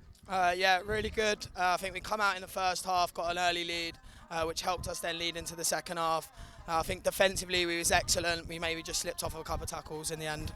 Yeah, obviously your team stormed into a first half lead, 14-0. How impressed were you with your side's first half performance? Yeah, it was something that we spoke about a lot on the build-up for this. We know the start of the game is really important for us, so it's something we looked at and we started the way we wanted to, so it's really good for us. Yes, Harvey, obviously a superb performance by your backs as well. How would you assess their performance overall? Yeah, really impressed. I think from last year we've had a lot of changes, but they've come together really nicely, and I think we saw that today, so we're excited about where they can go next time. How impressed were you, your team's character as well, obviously, to storm to a 14-0 lead? Gloucester did come back in the second half, but then for your team to bounce back and restore the victory, how impressed were you with that? Yeah, absolutely, really impressed. I think games like this, there's always energy swings and momentum swings constantly, so although we were 14-0 up, we knew that it would change at some point, and we just had to absorb that pressure, and the boys did it really well. And finally, Tom, obviously being the head coach of your side, what does it mean to you personally to lead your team to back-to-back varsity victories? Yeah, I think I take it personally, Varsity, because I've played it myself. I played it for 4 years, and now being on the sideline, being able to coach the boys and lead them out, it's been really good and a great experience for me as well. That's full time here, and we will head back to the commentators upstairs. Thank you. Thank you very much, Ben. Great to hear the insight from the head and the back coach from Worcester. That then wraps things up from the Cheltenham Tigers ground here on what has been a pretty sublime day of rugby, of weather and of varsity as a whole. The women's team for the University of Gloucestershire were able to start the day off for the home side perfectly, running out 22-12 winners against Worcester, bringing the varsity score to 6-5. Unfortunately, the men could not follow suit. Worcester answered right back with a 17-15 victory, making it 7-5 in varsity. Monday, we are back in Cheltenham. We're in Gloucester even for women's football, men's football. A day of footballing brilliance is coming up. Wednesday, we are in Worcester for basketball, for dance, for cheerleading. Plenty more points on the table. It is anyone's game for varsity. Football is coming up next in a few days on Monday. It is going to be a superb day. But today is all done. The rugby is finished. We're all packing up here. It has been a superb day. Ben, thank you very much for being alongside me. What a day it's been. Thank you very much, Ollie. Certainly enjoyed it. Just shame about the result, really. But that is all from Cheltenham Tigers Rugby Club, and thank you very much for joining us today.